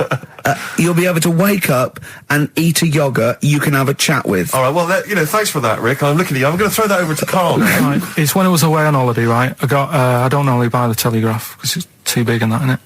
So, but they were giving it away for free on the plane, so I thought, Ding dong. might as well have it. And I saw a couple of things in it. I thought that'll be interesting. I saw this thing about the future, and it was talking about evolution and what have you, right, which I always find weird, because I always think that maybe we've sort of done it wrong anyway. Do you know what I mean? I sometimes think... By definition, evolution can't get things wrong. things change, that it's not successful, it can't pass on its genetic material, or but if you're around, it's working. If you're around, it's working. Slugs are as evolved as they need to be. Slugs are as evolved as you and well, me. that's true enough. Yeah. No disrespect, but it works. It works. Sorry, they're but around. anyway, what's your point, Carl? No, I mean, I think we probably would have been better off staying as a fish. Just because there's more water than land, isn't there? Right. And you wouldn't drown. This is why I went to bed. No, I'm thinking of dozing off now. No, but do you know what I mean? From what was it? It was bacteria, it was fish, mermaid, man, onwards and what have you. So anyway. Oh God! No, there are a few knowledge gaps in your theory of evolution. All right, You generally got it right, though. So But I mean, basically, it went bacteria, fish, mermaid, man. What's next is the big question. So it was telling you all about this and what have you, and saying how, like, we shouldn't have interfered, because maybe if we wouldn't have invented planes and what have you, maybe we'd be able to fly and what have you if we really needed to and stuff like that. Okay. So we've interfered with evolution, you see. Right. Well, then it was saying, well, what's the future got? Well, yes, in one way we have interfered with evolution. Yeah, the evolution of the human being in society is changing. It's no longer based on the strongest or the fittest, because medical science can keep us alive long enough. People can pass on their genetic material where without this civilization they wouldn't have been able to. So yeah, there are different parameters, there are different pressures, there are different things that say whether we're going to pass on our genetic material or not. Okay, so in that sense you're right. And that, Rick, as far as I'm aware, has led to a yoghurt that you can eat and have a conversation with. So this is what it was saying. It was just saying, you know, we're living in mad times and that. You know, there's a lot of weird stuff going on. One of which is... And the fellow was just saying, you know, with computers and stuff like that, the way it is, we'll be able to wake up, Go on. have a chat with your yoghurt and have something to eat. What do you mean, have a chat with your yoghurt? Because of the amount of, I mean, you have them yoghurts already, those friendly yoghurts. Those bacteria-friendly ones, so this is just a really friendly one. Yeah, they don't... Oh, God! I might burst! Do you know what, sometimes, Carl, I think that we're having a chat with a yoghurt. Do you know there can't be any difference. Yeah, but then I'm always reminded that would be more entertaining. That would be more informative. Is this something that happened to a friend of yours, or is this... No, I read about it. You read about it, okay. There's this little lad, right? Okay. First of all, it's years ago, right? When they didn't have decent doctors in like every town and that. Yeah. And this little kid is dead ill, right? Yeah. And the local doctor. Well, there's a phone call involved, so I don't really get the impression that it's like medieval times. Yeah. Yeah. But I didn't say that. I just said it's years ago. So this kid's ill, right? Yeah. And he's lying in the bed and. He's all going funny colour and that. Yeah. And his mum says, I'm going to get the local doctor round. The local doctor comes round and he says, so I don't know what's up with him. He said, leave it with me. Leave it with me? The doctor said that? I'll have he said, I'll phone up a top doctor. Okay. Who was in America or somewhere like that. And so he goes to the phone in his office and he calls America, and because it's years ago the phone line isn't that good, it's all crackly and that, right? So he's talking to the doctor and he's saying, I've got this kid, he's a funny colour and you know, he's really weak and that. I don't know what's he's not giving him much to go on. Right? Sure. So the American doctor, right? Yeah. He goes, yeah, what you want to do? And it's all breaking up, right? Yeah. He goes, what you got to do? You got to it's all breaking up. You've got to give him some parrot's blood, right? Some parrot's blood? Well, that's what he thought he said, but the line was really bad. Yeah. He meant parent's blood, but he heard that he said parrot's blood. He said, right, I'll do that. Leave it with me. I can see where this is going. He goes to a pet shop. Yeah. He says, give us like half a dozen parrots. Sure. Takes them round to the kid's house. Takes the blood from the parrots, puts it into the kid. Kid's fine. The kid's fine.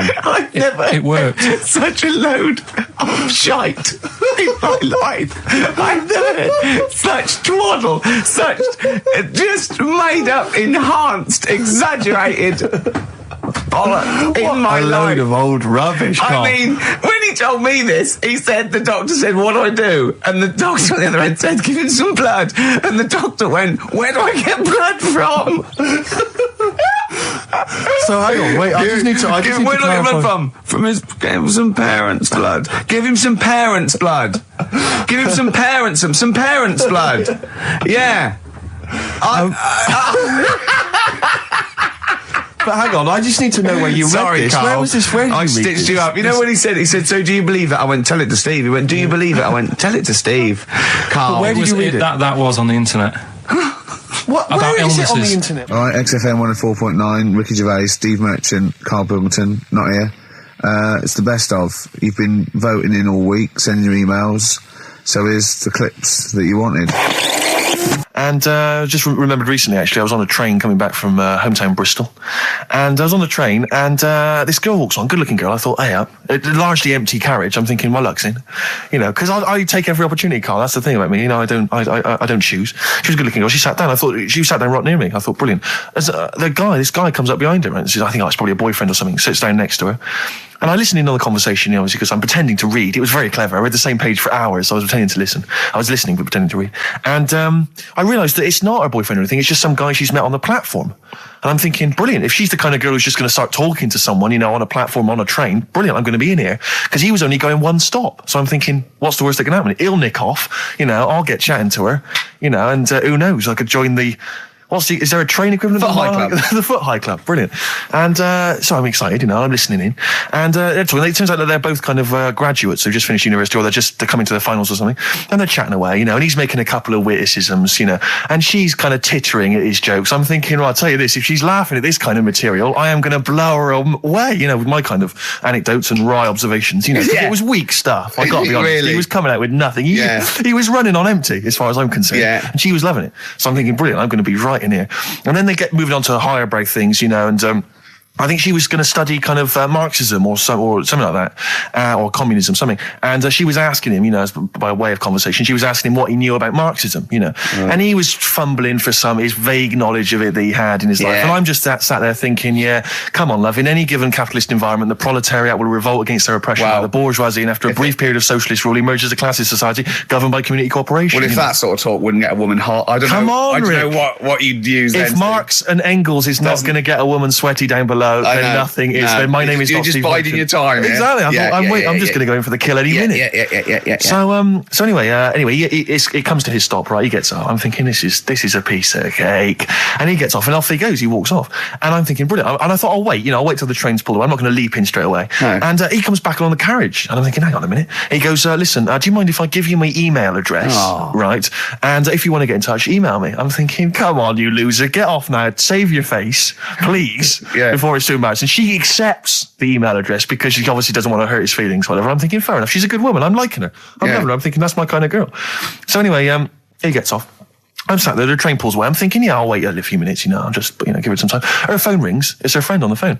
And she starts saying, and I was listening in, and she was going, yeah, just met a guy on the train. I'm thinking, yeah, that's true enough. She goes, yeah, he was a good-looking guy. I thought, you're having a laugh, love. To be honest. Because I was looking at him, and she said to her friend, he looks a bit like tennis player Boris Becker. I thought, you should be so lucky, frankly, because I saw him. He had awful facial hair, if that's what makes him look like Boris Becker. Terrible little goatee beard. It was laughable. I thought, I don't know. And then she goes to think, and she's like, yeah, I met him, we got chatting and stuff, you know. And she was going, it's not often that you meet someone, you know, generally in life, who's, you know, kind of thoughtful and intelligent and funny. I thought to myself, I'm not even going to waste my time with you, love. Frankly, if that's what you thought of him. You just walked away. And I'll be honest with you, I didn't even bother talking to her. No, you were I didn't even waste my time with her. If she thinks that bloke is not only great looking, but funny and intelligent, and she got on well, and he was polite, and it was a chance meeting, and he thought, and she thought that you were like a freaky looking dork who didn't even have the nerve to speak. That is what she thinks, then I don't want to know her. I couldn't. You walked away, and good luck to you. And I have my dignity intact. Yes, and she's nothing. And Karl Pilkington with his brand new show, What's the Song? What song am I thinking? No, I mean... You're nervous about this, aren't you, Rick? I am. You're worried. Well, because I've heard some of these clues before. And they're ramblings... Sometimes they're close to ramblings of a fool. right? And it really is like those "What am I thinking?" Yeah.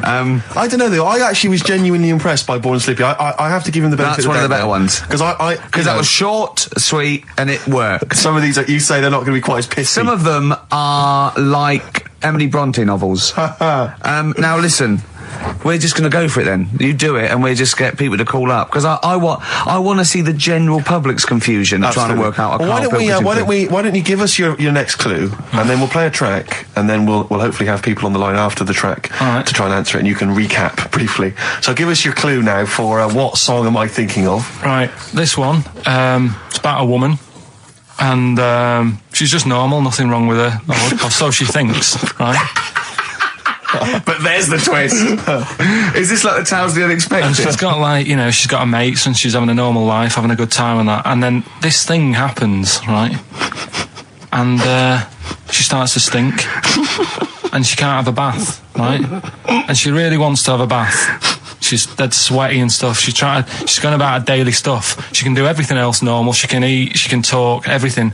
But for some reason, she can't have a bath. Is there a coal mining husband in the bath? Yeah. Is this Born Stinky? She can't have a bath. So a woman can't have a bath? Yeah. Is that it? Or a shower. She can't. Okay, leave it there, Rick. Don't try and guess. It's not for us to guess. The general public can phone up and ask questions, so I just go for it. I'm not sure they can they? I think so. Otherwise, we don't want just people just phoning up and I'll tell you what about this? Why don't they can ask one question? Yeah. They can ask one question of Carl, then they have to make a guess. Okay. 08700 800 1234. Have we got someone on the line now? We'll just go. Let's do it. Let's go for one. Let's go for one. This is edgy radio. This is letting Carl stuff. live. Go on. Hello, XFM. Hello, I'm ringing about what's the song? Absolutely. What do you think? Well, I'm going for Dirty Diana. Dirty Diana. See, that works. That's a great guess. It does. Yeah, but it doesn't work because why can't she have a bath? Okay, so the answer is in there. I was going to ask you. Well, that's your one question. That'd be the answer. That would be the answer, I'm afraid. What was your name? Shelley. Shelley, thanks very much. Shelley, I should tell you that, that you should never take this personally because no one can really get into the mind of Carl. So don't beat yourself up about this. I don't expect anyone to get these clues. No. So well done. That is a fine guess. Thank you. Thank you. Okay. Anyone else there? That's hello, XFM. Who's that on the line? It's Chris. Hello, Chris. A question for Carl? Before you give us I haven't thought of a really good question or anything yet. You just want to go for the guess? No, what I thought was, I'm sure Simon Mayo used to do this when he did the breakfast show on Radio 1 years ago. No, he didn't. So you've just pinched this idea, Carl? If you're going to rip someone off, Carl, do not rip off Simon Mayo. I haven't ripped this off. I thought this was a new idea. I was going to do it with sound effects instead, but that's... he used to do that, and he used to get his team to play other characters. You idiot. Well, no, hang on. Not you, Chris. I'm saying you idiot to Carl. Yeah, but nothing's new anyway, is it? So I'm not getting annoyed about it. True. What do you think the answer is? Is it Cornflake Girl by Tori Amos? Good answer. She couldn't have a bath because she'd go all floppy and then go down the plug hole. Good answer. She'd go all soggy. Yeah. So is it Cornflake Girl? No, it's not, but that's a great answer. It could have been. All right.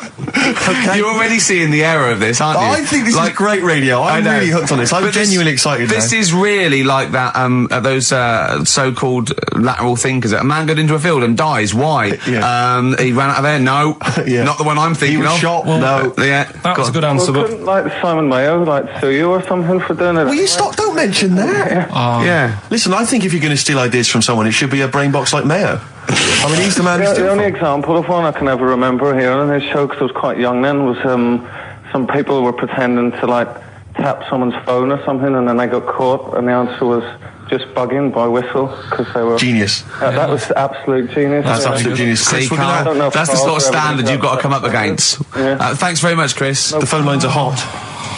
Hello, XFM. Hi, is it Candy Perfume Girl? Is it what? Candy Perfume Girl. Candy Perfume Girl? Yeah. Candy Perfume Girl. Is it? Well, who's that by? Madonna. No, it's... That sounds like an obscure album track. No, it's one of her songs. Just think about it. She stinks and everything. She's a normal life. I didn't say she was a sweet or anything. But for some reason she can't have a bath or a shower. Is this a big song? Just to give him a clue. It's a bigger song than Candy Sweet Girl. Thank you very much indeed for your guess. It clearly is right. Thank you. Cheers. Sorry. Okay. One more, then we go to a record. Come on. Okay. Go on. Hello, XFM. Carl. Yeah. Is it High and Dry by Radiohead? High and dry. High and dry. Now that's great. She smells, which is another word for high. She's dry because she doesn't have a shower. Carl, if it isn't that, yours will never be as good as that. He's the winner. Whatever you're thinking of, that clue is brilliant. What's your name, mate? It's Richie. Richard, I mean, you can't beat that. That's a bit too lateral. Don't be stupid. It's perfect. He's made yours into a clever clue. He's made high, she smells, dry, she never gets in the bath or shower. It's not that, is it, Carl? No, it's You not. don't even get that, do you? Not really. Have you ever heard of the word high being used to mean sort of smelly? No. No. Oh, what? That was where you went wrong there, mate.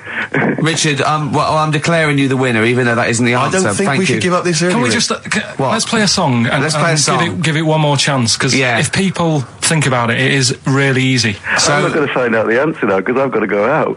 Okay, we'll do it very quickly. Stay in for 10 minutes. We're just going to play a new Coldplay track out. Okay, let's hear Coldplay and then we'll come Cheers. back with this. Carl, it was you that worked out the maths and worked out I was 28 because they just worked out I'm 27. You are 27. No way. Yeah, I asked you, didn't I? And I said, Because, no, but what I sort of questioned was, I said, well, if you're 27 today, that means last week you were 26. well done, yeah. That's irrelevant. So therefore you assumed that I must be 28 then. Yeah. Whereas I assumed you were using, your knowledge of maths, No, such as it is. I wouldn't do that. No, sure. Wow. I actually got lost in that conversation because I genuinely didn't know what he meant would mean last week you were 26. I don't know what that meant. I don't know what it meant. Wow. Well, it is Steve's birthday. But he would have been 26 last week. Sometimes you genuinely frighten me because it's those staring eyes. There's nothing behind him. It's this little bald head. Looks like Davros looking at me. Genuine fear on his face when he enters into a conversation with another human being. What bit don't you understand? If he's 27 today, he would have been 26 last week, and he doesn't look 26. He didn't look 26 last week. He looks older than 28 today. You've started on his birthday. You're still having a go at him. Carl, I don't look like the kind of hot stud that I actually am, but face facts, that's the truth, mate. Yeah, live with it. Get with Live the with it. programme, jeez. Well, let's have a little bit of cake. Okay, oh, that's appropriate. See The what I did? birthday. But you mean the band, don't Yeah. you? Not the cake. You haven't actually bought a cake, have you? Got anything at all? I would like to apologise for my son's behaviour. He is a filthy little who's been a most of his life and treats me like a So, Doris Stokes, right, is dressed like a dominatrix, right, and she's dripping hot wax onto the naked torso of Arthur Millard. Yeah, of course he is. Right, Yeah. and he in turn is being pleasured, right, by Dusty Springfield. Oh, Dusty Springfield's not dead. What? You twat. Dusty Springfield's not dead. Yes, she is. No, she isn't. She is. Of course she's not. She's dead. Of course she's dead. Of course she's not dead. Who am I thinking of? I don't know. Dusty Springfield's alive and well and playing with Arthur Millard. No, she's not dead. Oh, God. Well, excellent. Oh. It was going so well, wasn't it? Oh. I like the bit up until then, though. Yeah. I like the idea of her and Millard Well, that's all true. in a farm. We can't do that anyway. Still, see, you can't do that on the radio, talking about that sort of Well, thing. I think I'll tell you what, we though, should forget this if we're going to pick on a dead person, Yeah. why pick Doris Stokes? I don't know. The one dead person you don't pick. I know. God. I'll have to convince her she's dead. But even in real life, she'd harness the powers of the dark side, so we don't really want I her know. on our, She liked the dark side. Getting on our That was her backs. favourite. She's getting on our backs. Don't get me started Well, on that. Oh, goodness me, it's just nothing but innuendo and Dusty libel. Spring, I don't believe It's it. libel. Play records, We're in mates. trouble We're now. in trouble. Oh, God. You should have picked someone like Scylla, who is dead. Muff Shandy says turn it up. Earplugs are gay. Earplugs are gay. Hear what I say now. Earplugs are gay. Get them out the way now. Feel the need to make them bleed. My brain needs noise to speak. Mother. The new single by Muff Shandy. Earplugs are gay. And the bloke with the gimp mask and the umbrella said, Doris, I'm not doing that. Gervais, And he we're left. leaving it. We're leaving it. Go on, sorry. I was talking to my parents on the phone the other day, and I started swearing, and I've never done this before, and it's a terrible thing because I've crossed this barrier now, across this line, which I previously for 23 odd years I'd managed to sort of stay the right side of. Yeah. I'm talking to my mum, and she mentions to me that I'm going to lose a lot of money. I don't want to go into it, but I'm going to lose a lot of money. And she told me how much. It was £5,000 or something. She went. I went, effing now. Obviously, I said the real thing. Yeah. Effing now. She just stopped. She just went, pardon me. And I thought, what have I done? I thought, I can't explain myself, because she didn't know that I knew those words. So I just said, well, that's a lot of money. That got you out of it. That got me out of it. Yeah, But yeah. you know what I mean? That crossing that step. Yeah. It's quite a terrible thing. It's like, I mean, I look forward to the day when I can bring a girl home and say, look, I do know about sex. And twat. No, you can't. But when I was a kid and I first went to senior school, I started to learn all these swear words that I didn't know. Of course you can say the word twat. Right. You're not meant to. I started learning all these swear words, and I went home and I started using the word twat. I just thought it was a slightly stronger version of twit. Yeah, You know, yeah. just it's a bit tougher for some reason. Yeah. And so I used to go around saying that, and I'd go, my sister would say, stop ruining my Lego, and I'd go, you twat. Yeah. And, make your bed, Steve. No, you twat. I'd say to my mum, right? And I didn't realise what it meant. Right. And my dad, right, he didn't really know much about swear words, so he started using it as well. He started going, oh, you twat, Steve. And, do you want to clean the bath? No, you twat. And we just started using it all the time, right? Yeah. So then at school, Mark Johnson told me what it meant, Yeah. right? Obviously I'm stunned. I'm thinking I can't go around calling my mum a twat. Yeah. So I just stopped using it. Yeah. Like that, just stop using it. But I didn't have the guts to tell my dad what it meant. Oh, no. So he carries on using it, and into this day, we were driving along, he'll say, to my mum, Elaine, watch where you're going, you twat, you great big twat. And I just want to say to him, Dad, don't say that to my mum, because she knows what it means. Oh, no, But really? She's not going to say to him, Oh, God. Ron, would you stop saying that word? Because Yeah. Same thing happened to me. My dad still says fouch. does he? Yeah. Oh, Felchin, talking of that, right, it's Doris Stokes. Yeah. She's got this huge... 4 sailors Four and a sailors. big bucket and like a weight. Well, that's it, Steve. Is it? It's the news now. Then we're out of here. Yeah. Yeah. Well, we've had a few laughs, a few tears. Yeah, well, don't go on about it. XFM 104.9, Ricky Gervais. Gervais, I've just thought of a great game. All right. Emma, who helps us out here, she's just brought in a couple of beers for us. Yeah. All right. And I know you We're have going to drink them after the show because I do not drive the desk and drink. Absolutely. Yeah. Anyway, okay, don't pick it up. Okay, right. Because the thing is, there's a picture, all right, Right. on the bottle, which I don't think you've seen it yet. Have No. you? Right. And I guarantee, if I turn this bottle round, you're going to start. Yeah, this is good radio, isn't it? You're going to start laughing when you see this picture. Right. Now, before I turn it around, Yeah. right, hopefully you will laugh spontaneously. Yeah. It's a new competition, all right? You Right. can fact us in pictures. You can send pictures in the post, all right? Yeah. Any picture which I can then, during the show, hold up and show to Gervais. If he laughs spontaneously, you'll win a gift. You'll win a prize. That's a great competition, Isn't Gervais. it? And great radio. And great radio. They'll be laughing at the picture at home, won't they? Exactly. They'll be going, no wonder he laughed. Look at that. Well, all right, there's simple things like that which don't work, but the point is... Yeah. The point is, right... You'll still try. Okay. Let's test it. He's going to turn this little chubby pint of beer around, whatever it is. Just calm yourself. Okay. All right. Don't want you to... Hurry up. I want to drink it. You ready? Yeah.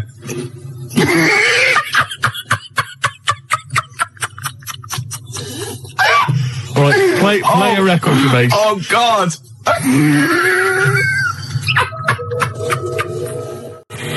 Blur and Tracy Jacks from 1965 there. Hey. Cheeky little monkeys. Well, I think we've established ourselves there now, Gervais, As radio gods. as radio gods. Yeah. We've come up with possibly the most enjoyable radio game Yeah. in the history of all things. Basically, what we want you to do is send in pictures, drawings... Is it as good as this? Gervais, put it away.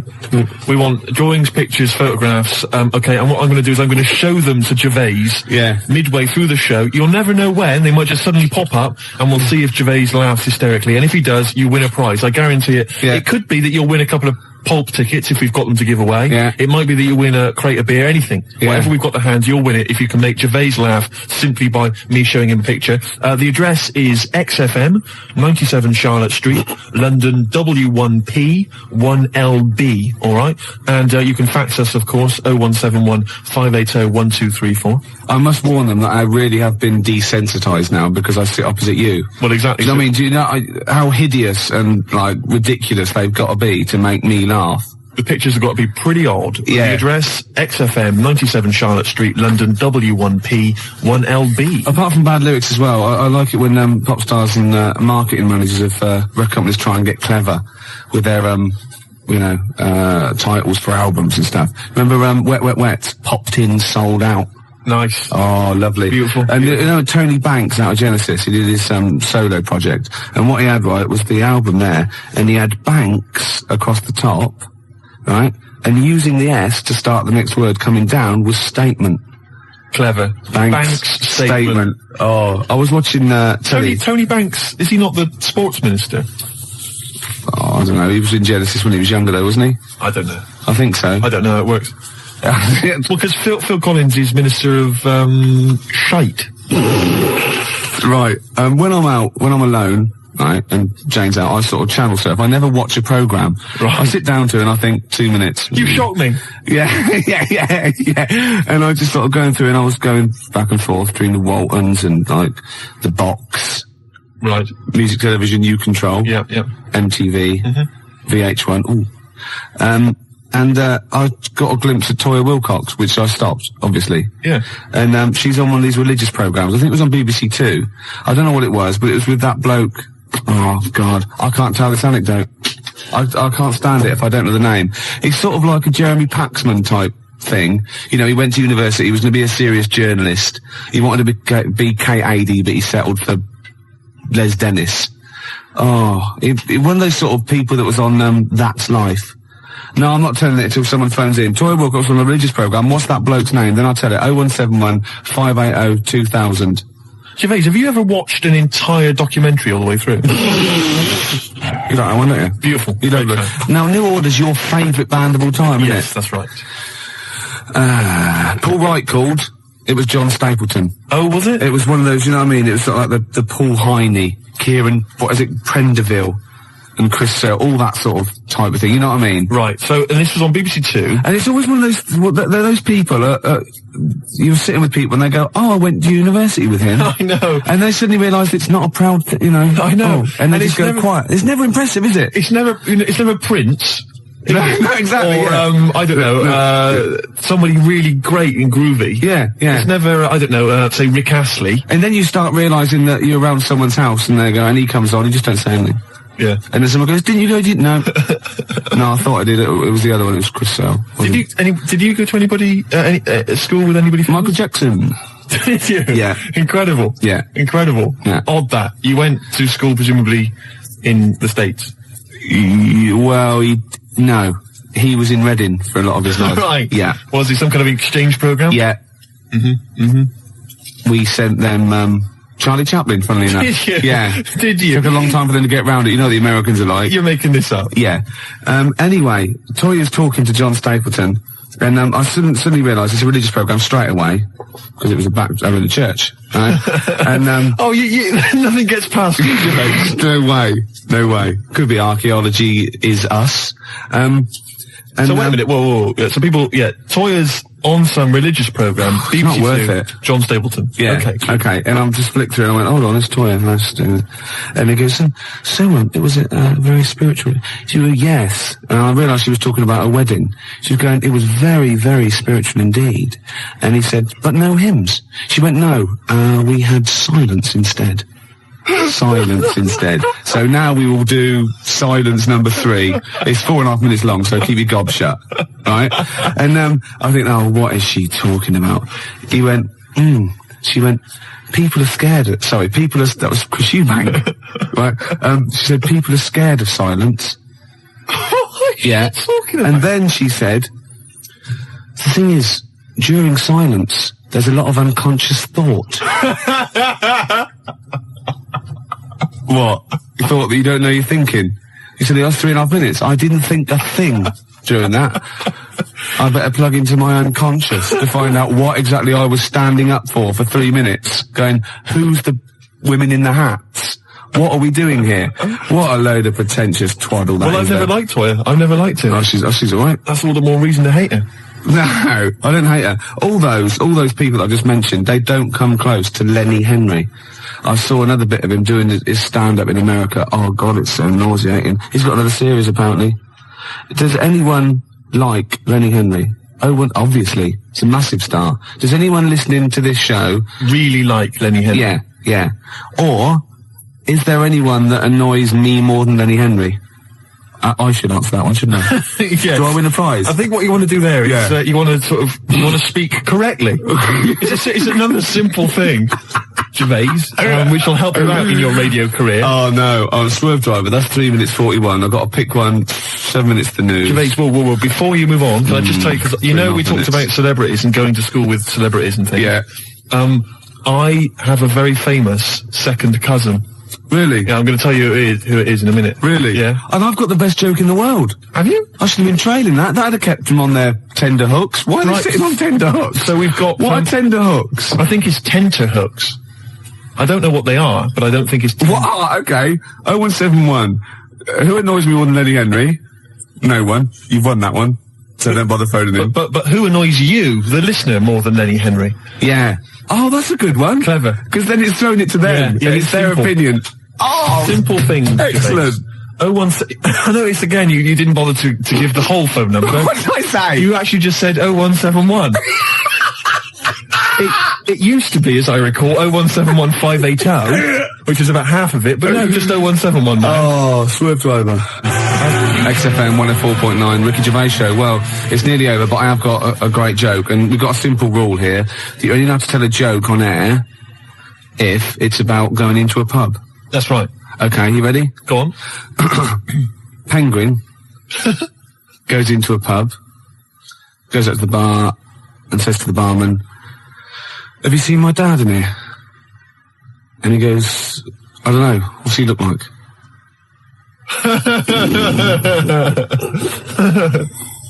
Yeah, no, it's not bad. It's alright. It's alright. I had a similar one about something going into a pub. I think it was a turd and a wig, but I can't remember what the punchline is. If anyone knows, 0171 580 2000. Something about a turd and a wig. Gervais, I've also obviously got my celebrity relation, which I'll tell you about in a minute. That's about it then? Yeah, we've enjoyed ourselves. Oh, dear. Bald character, once drummer for Genesis, is more annoying. Who's lost this for? Smoked fish. Oh, what? What's this, Emma? That is what tenterhooks are. Oh, what are they? Oh, tenterhooks are what? It's what smoked fish are hung from. Excellent. And bald character, he's more annoying than Lenny Henry. Okay. Once drummer for Genesis, well, that's Phil Collins. You can't say that. Of course you can. I can say Phil Collins is more. It's a matter of opinion, isn't it? Yeah, but he said that on the phone. He said, "Please don't say that. It's a bit mean." Phil Collins is a deeply boring man. Anybody can say that. I won't say who it is who said it then. Okay. We've got out of it, haven't we? Joe Pasquale is less funny. Ooh, yeah, okay. Who's that? I mean, the point is that you can say that Phil Collins is a bold, boring man in the same way you can say Andy Peters is a raging... Gervais, Jilly thinks I'm adorable, apparently. Gervais, I don't think we've got time to really talk about this.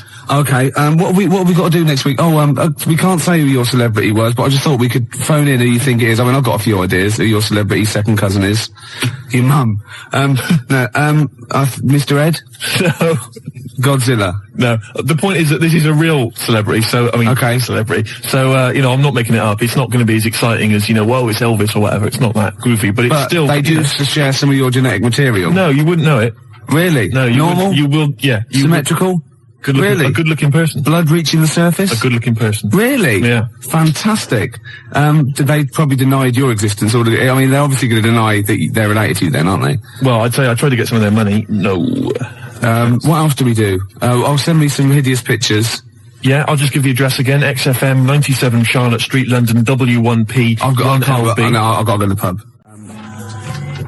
4 o'clock again. Yeah. One computer's not working. Is it not? No, this all sounds funny. What's that one? Is that the one I listen to? Just press a few buttons. No, I put it on there. Oh, desktop. I don't know. I don't know what these do. Is your mic working? Sorry, I got a bit of a cold. Oh, God, I had a big list of things to talk about as well. Did you? Yeah. Oh. No. Rocket from the Crypt. Oh, it's a good start. On a rope, which is appropriate because we've got a little Gravediggers track to play later, haven't we? Oh, yeah. Called Suicide. It's one of my favourite tracks, Gervais, by the Gravediggers, but it has got a bit of bad language. Well, that's okay, because you've played it to me a couple of times, and I reckon I've got it off pat. Really? I'm going to be bleeping it out live. You're going to do a live bleep out? I should say, we usually have a few beers and we get throughout the show and I get steadily drunk, which is unprofessional. This saved me a time turned up pissed. You turned up drunk today? Yeah, so I don't have to... I'll tell you what... I'll be honest with you, Gervais. Normally, if someone gets drunk, their speech begins to slur. Yeah. They talk rubbish. Yeah. No difference. No, with you. That's the beauty of it. Yeah. That's the beauty of being me. Yeah, exactly. How drunk are you? I had a little bit of wine. Did you? Couple of glasses? It's a lovely. I might get a little bit melancholy. What about the little baby kangaroos have to crawl all at their mums? I help them. Got a fax here for you, Steve, actually. Oh, lovely. Good news. It's from Becky. She's listening to us in bed. She's been a bit lazy. She's been on holiday. And she wants me to dedicate a song to dedicate it to Skanky Steve, because he is an alien. And she's done a little picture of him, Slimy Steve. Isn't that lovely? And she wants me to play a Subterranean Homesick Sick Alien by Radiohead. And that's sweet. So people do think of you. Lovely. And I got one from Laura, as I used to, says to Steve, you still sound as stupid as ever. You asymmetrical, asexual, rabid, anemic, flea-ridden deformity. Oh, see, you have got people thinking of you. See? Yeah. I'd rather they didn't. Baby Bird, and if you'll be mine, then I'll be yours. And Baby Bird was actually in this week with Claire. Was lovely, he? Lovely man. Oh, Baby Bird was it at XFM? He's very nice. Is he? He's got a beak and funny little claws. Oh, Rick. I know, it made me laugh. It was oh, my God, we're desperate. Used to be an we're egg. Desperate men, Rick, if you've got to resort to that kind of I called him Baby Bird, and he went, I've never been called that before. Which is bizarre. But there's a band called Baby Bird. He's called Stephen. Can you go to turn that down next door? On the time to a show. Music, aren't they? It's Emma, it's not on. That's insane. I can hear a throb from the other room. Yeah. Someone's got, this is insane, Gervais. It's like trying to host a radio show. Yeah. And now he's laughing. Yeah.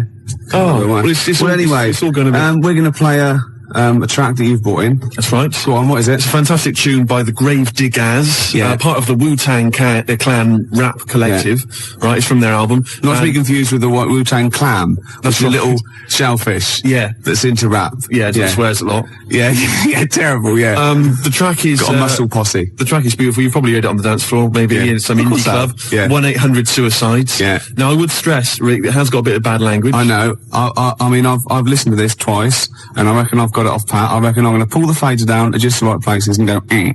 Right, you're going to sort of bleep it out. And if it goes wrong, so what? You know, that's real. People have a problem with swearing. I don't. Do you? No. I'm doing it because it's rules, and, you know, the great thing about we want to stay on air because, you know, we take our job seriously. We do. And, you know, I think we're sorry, excuse my French, bloody good DJs. Well, I think you're absolutely right, Rick. Yeah. Let me shake your hand. Yeah, all right. There we are. Yeah, a good shaking of hand there. I love a bit of rap. That wasn't actually French. No. Was it? It's weird, that, isn't it? Pardon the French. People always say when they maybe say bollocks. Excuse my French, but le plume de ma tante.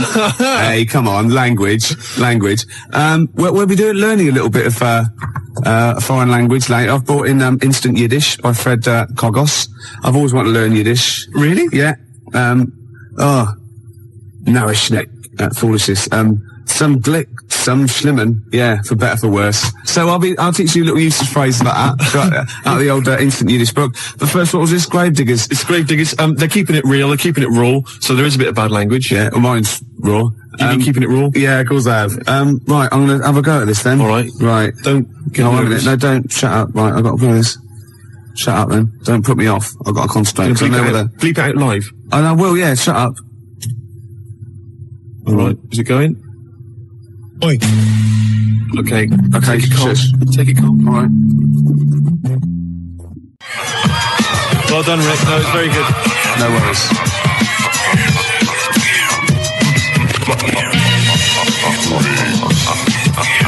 That's Gravediggers, isn't it? What's that called? 1-800-SUICIDE. I'm going to buy it, I think. Can I get that actual mix with me going Yes, you can. Yeah. And that's for Steve Vox, who's listening in Reading. It's from Lee to him. And Steve is the president of the Geeks, Nerds and Losers Society, the GNL. Lee's the vice president. I got thrown out of that. What embarrassing walking down the street with you. Exactly. Oh, it's a terrible state. Yeah. Gervais, it was Saturday night last night. Yeah. And I didn't get to sleep until 6 in the morning. Ooh. Flatmates having a party. Yeah. Not invited? No. Next time though. Well, maybe. I don't know. I don't know where I hang around with them. Well, you know, At least I look after you. People say to me, is Steve really as ugly as you say? I go, he's worse. Do you know what I mean? But that's, no, do you know what I mean though? you're doing me a favour. Well, of course I am. You're protecting me. Of course I am. I'd say one day, right, it's just one of me at the moment, but one day there'll be a whole squadron. It'll be like Planet of the Apes. Oh my God, and you don't actually need anyone else to sort of like, breed, do you? Exactly. We can just reproduce as we are. It'll be like Planet of the Apes, right? There'll be sort of a Charlton Heston figure. Planet of the Squids. It'll crash land. Get your damn dirty tentacle off me. It'll crash land. Yeah, exactly. And there'll just be loads of me crawling around, all identical, chasing him on horseback. And they see like Bristol Temple meet, and they go, "Oh my God, they blew it up!" Yeah, he's back in Bristol with all your. Oh no, incredible. It's the charlatans, and then there must be an organisation of volunteers or something who, if it's like touch and go, if it's really serious, if you're like clinically depressed about it and you really can't get a woman, they don't want just people turning up who can get girls and saying, oh, I fancy, you know. But in your case, you know, they'll speak to you, they'll see you, and I think, you know, there must be some sort of national health thing or private where you can actually sleep with, I don't know, a voluntary worker. You know what I mean? So? Well, yeah, there's people that, yeah, I know, but there's people that, I don't know, volunteer for geriatric duty, you know, and they're exploding all over the place. They're covered in the stuff, right? There's people that work on leper colonies, right, for, you know, for nothing. There must be someone who will sleep with you out of sympathy.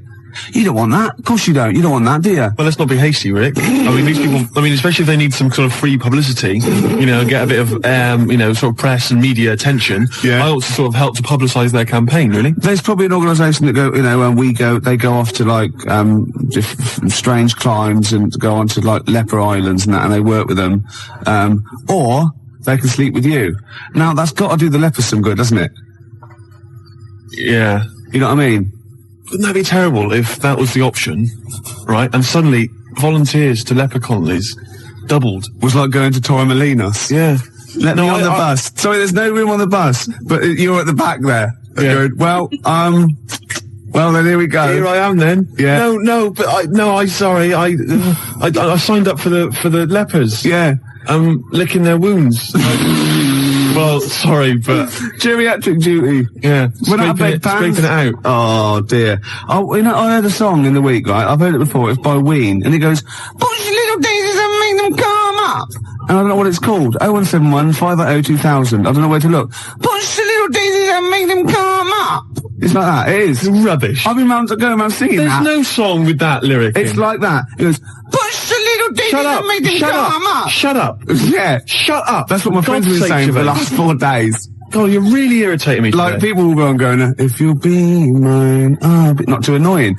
But, after about 10 times you go, oh, can you sing something else? But when you've heard, push your little daisies and make them come up, you can get really annoyed. Yes, it really can, can't it? Shut up. Okay, Wanna Die is You and Me song. Push your little Shut up. I wasn't exaggerating, was I? Well, it's a good tune, though. Yeah, let's leave it.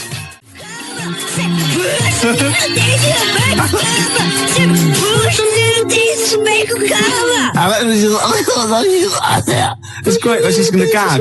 I love that one. It's great, actually. Maybe we should play it again. Well, maybe later on. I'm not that mad about it. I like that. She's not quite as irritating as me. No, then, who is?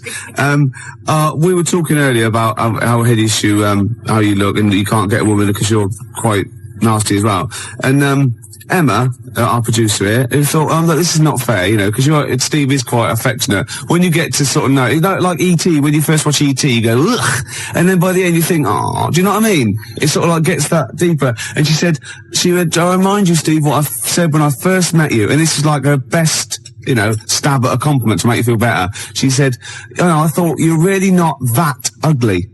So the assumption is I am ugly, yeah. It's just not as bad as it's made out. And that's like, you know what I mean, yeah. And she's like, no, don't be silly, you're really good, you're really not that ugly. Yeah. It was a good effort though, wasn't it? Yeah. You know, that was nice, Emma, that was really nice. It was a good effort, but it was shallow. and futile. It doesn't mean anything. Look at his little face. Oh, Look at that fax over there. Check that fax out, right? To Ricky, Steve's skin problem closed up was actually what they've silicon got, carbide particles. Someone sent in a fax, right, and they've got these sort of hideous kind of mutated cells, whatever, and they've put on the fax, to Rick, Steve's skin problem closed up. You've never said I've got a skin problem. No, I haven't. You haven't got a skin They're just problem. assuming. No. It's almost translucent, his skin. It's very pale. It's like, like those newborn fish when you can see all the hearts, can't you? All the hearts. Well, in many fish. They've got one each. Lots of fish, lots of hearts. Gervais, shut up. You're irritating me now, and you're abusive, and you're just winding me up. Oh. No, I'm a little bit offended by it. I know. You should be. But what about this charity thing? There must be one. 0171 580 2000. Oh, that would be fantastic. That'd be great. And it'd be like £1 fix. You'd write on the little form. Yeah. And you could get friends and relatives to sponsor you. Would that be per stroke or per shag? I think it's for the whole thing, the whole event. Yeah. It'll be a big event. You know those guys, I think it was a hoax, but they were going to televise the first moment they lost their virginity. So they were going to broadcast it down the internet, right? And they were going to have sex on the internet live, and everyone was going to applaud and watch and pay for it. Maybe I could organise that as well, make a bit of money out of it. Yeah, but think of the technology by then, though. Incredible. They would just be able to think it, won't they, and see you losing your virginity. And they all have big swollen heads. You might be good looking in the year 2090. You never know, because it's all relative, isn't it? You know, in Bristol, you're a good looking fella, aren't you, in Bristol? I'm a good looking guy. Oh, this is Bell and Sebastian, the boy with the Arab strap. This is for Jim Hobbs. Who said, who said, can we hear more about Jezuk? And I better tell people now, we've had a lot of factors about Jezuk. Jezuk is spelled Jezoc. I made it up. That's how it's spelled. Okay? Alright, Gervais, you'll tell us a bit more about Jezuk, will you? Oh yeah, I've got a whole new storyline. Before you carry on, 0171 580 2000, I've got some, sponsorship forms, already printed up. So just send, give me a call, I can post one to you. I will sleep with Steve, or I will go and work on a Leper Connolly, Billy, Oh, shut up, play a record. Scottish bloke with a beard, with his legs falling off. You drunken sot. Gets quieter and quieter, doesn't it? A couple of phone calls. Rob phoned and said, slap Steve for saying 0181 instead of 0171. See, it's the singly most important thing. The number is 0171 580 2000. That's why you don't hear me mucking that up. Yes. Do you know what I mean? I apologise. Pump Ricky with more wine and challenge him to quack over the Out of Nowhere League. So what? I don't know. What's that sentence again? What, that was a sentence? No, shut up. I had something to say then. You are drunk. Oh, yeah. I can smell it on your breath. Shut up! I can smell it on your breath, for God's sake. Don't wind me up, man. Yeah, I've got this new storyline for Jezuk. I want help with it. What it is, right? I think it starts off with this villain, right? Jezuk brings him in, right? And he's murdered maybe a little kid, or or someone's husband. The woman's there and she's terrible.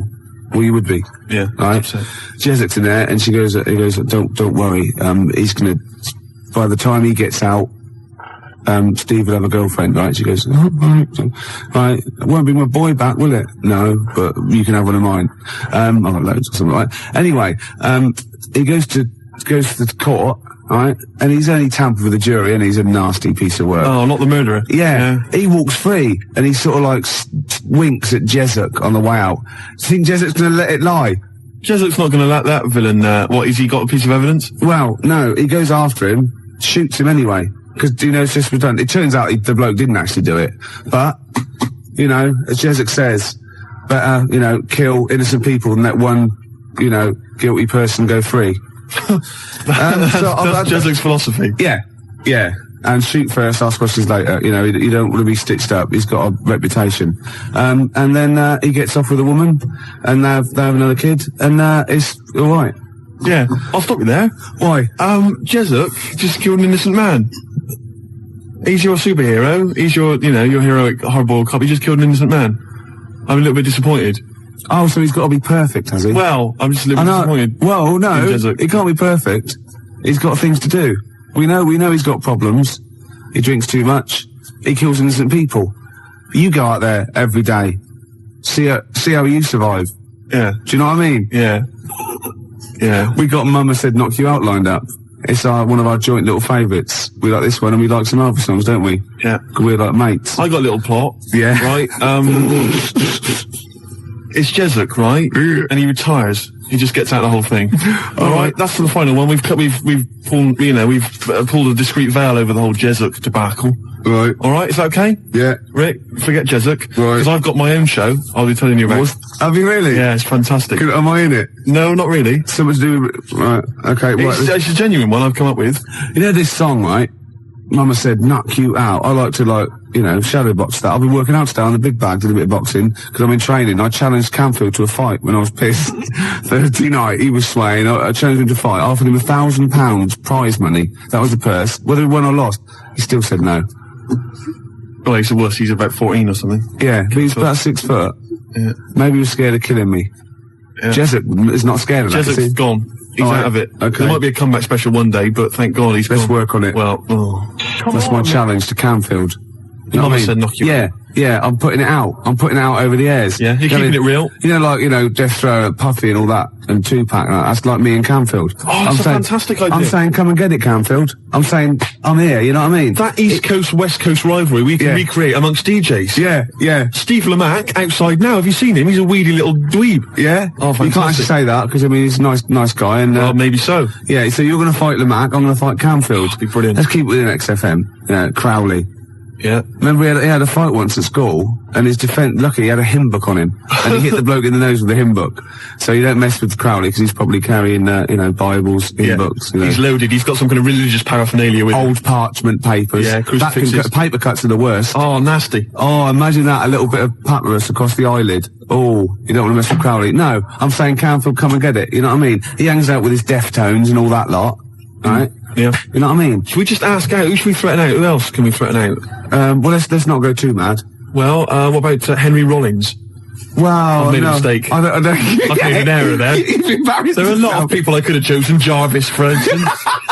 I've gone straight to... A lot of people come before Henry Rollins, don't they? I was a fool. Some British heavyweight boxers, for example. Yeah. I'd rather fight than Henry Rollins. Before we carry on, because I'm going to tell you about my TV idea in a minute, Rick, because this is an idea I've been working on, and it's serious. It's like, Jezik's got a certain strength, a certain quality, and I think you'll like this as well. But before we do that, I've been sent a picture.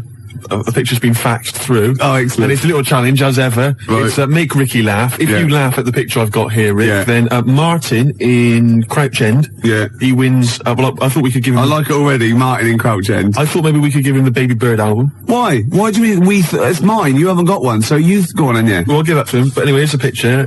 See what you think.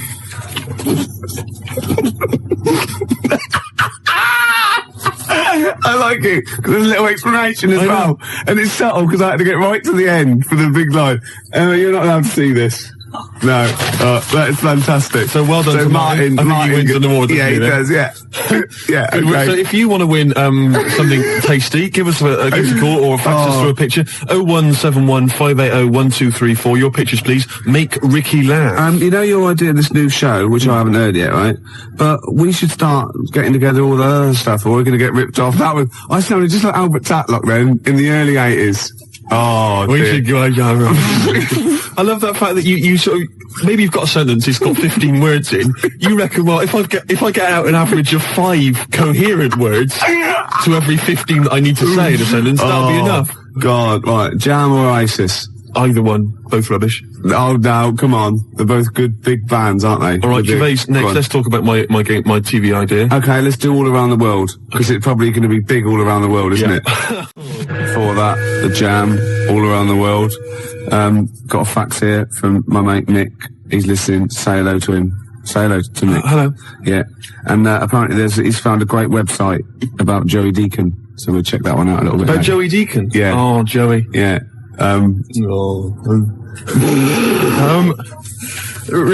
We've had loads of ideas, haven't we, in the past? Yeah. And actually, I was wondering whether we should put out the phone number 0171 580 2000. The reason being that you might perhaps want us to perhaps relate an old anecdote that you once heard on the show that you'd love to hear again. We could recreate the golden years. We could recreate some of the classic moments from the Ricky Gervais show. Yeah. And also, of course, we've had tens of thousands of ideas for products, for services, for TV shows especially, and board games, all kinds of stuff. I mean, we've come up with one recently, haven't we, that have catch on. Sleep with me or play with lepers. That's right. I mean, that's a good service, isn't it? It's an interesting show, that. I imagine that's at Channel 4. Yeah, definitely. Later, really. Yeah, and we've also, of course, most famously, perhaps, had the Penis Puppet Theatre. Penis Puppet Theatre.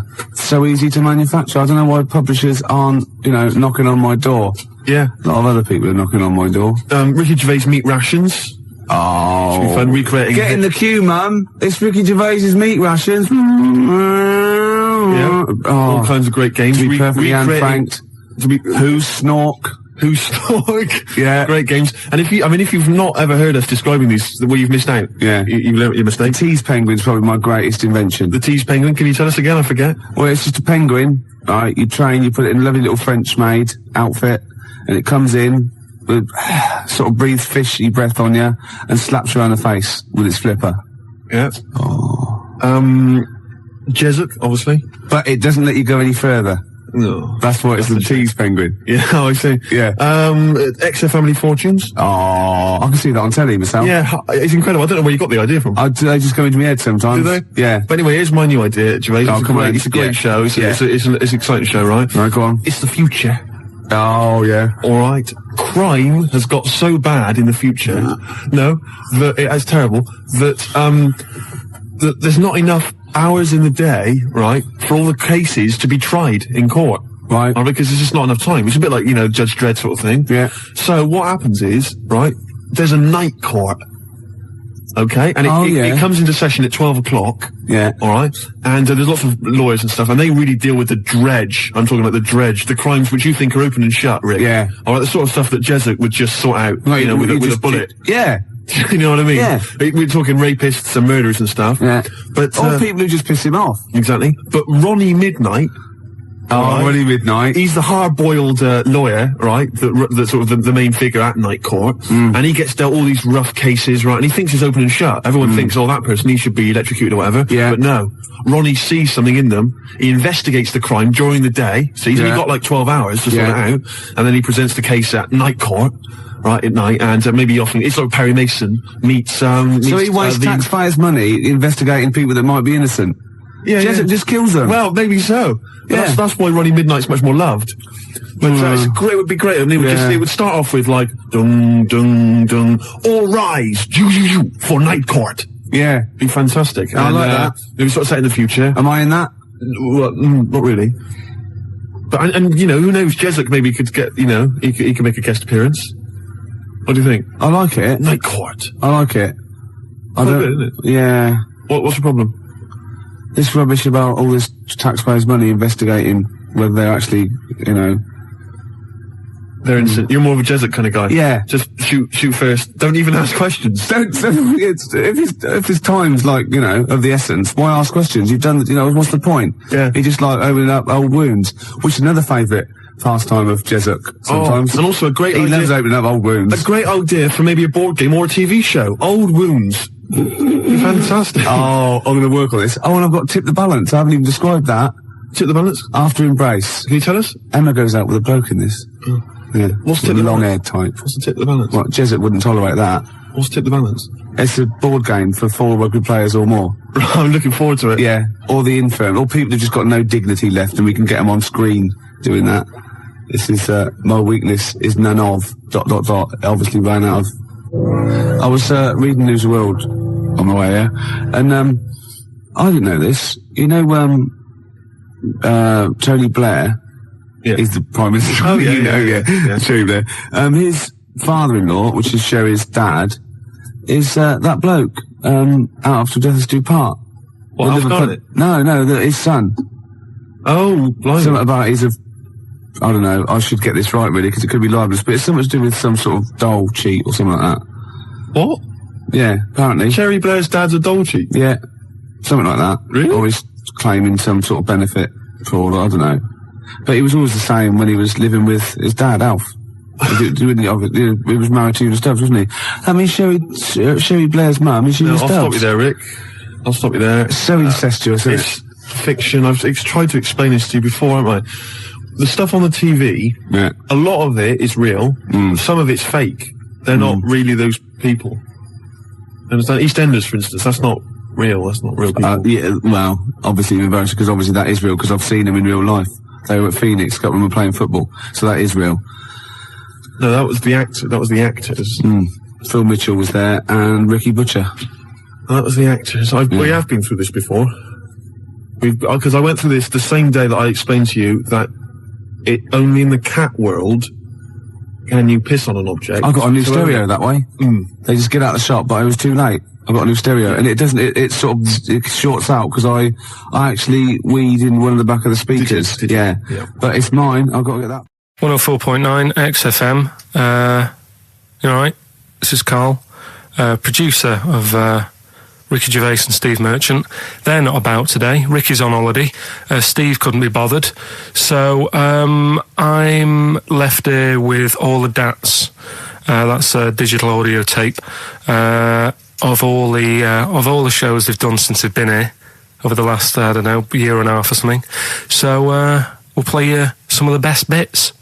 All right, so here's the first bit.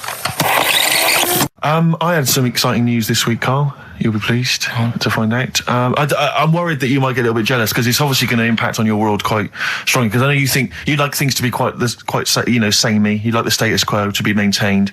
You like the fact that in the past, we've had some crosswords. Because I remember. What did you think of me when I first walked in? When I first came in on the first day of XFM? I don't know why you're making a big deal. Do you want to bring it? I'm just being honest, though.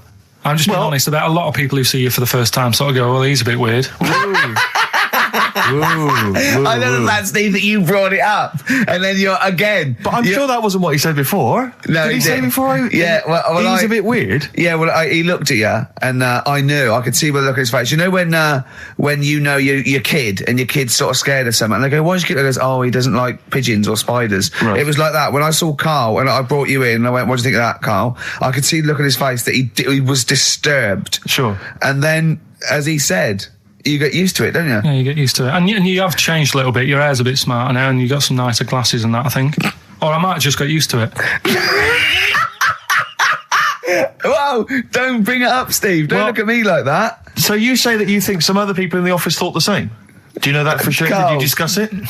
Karl. Yeah, I think they do, yeah. Okay, leave it there then. But not just in the office, as you walk through the building.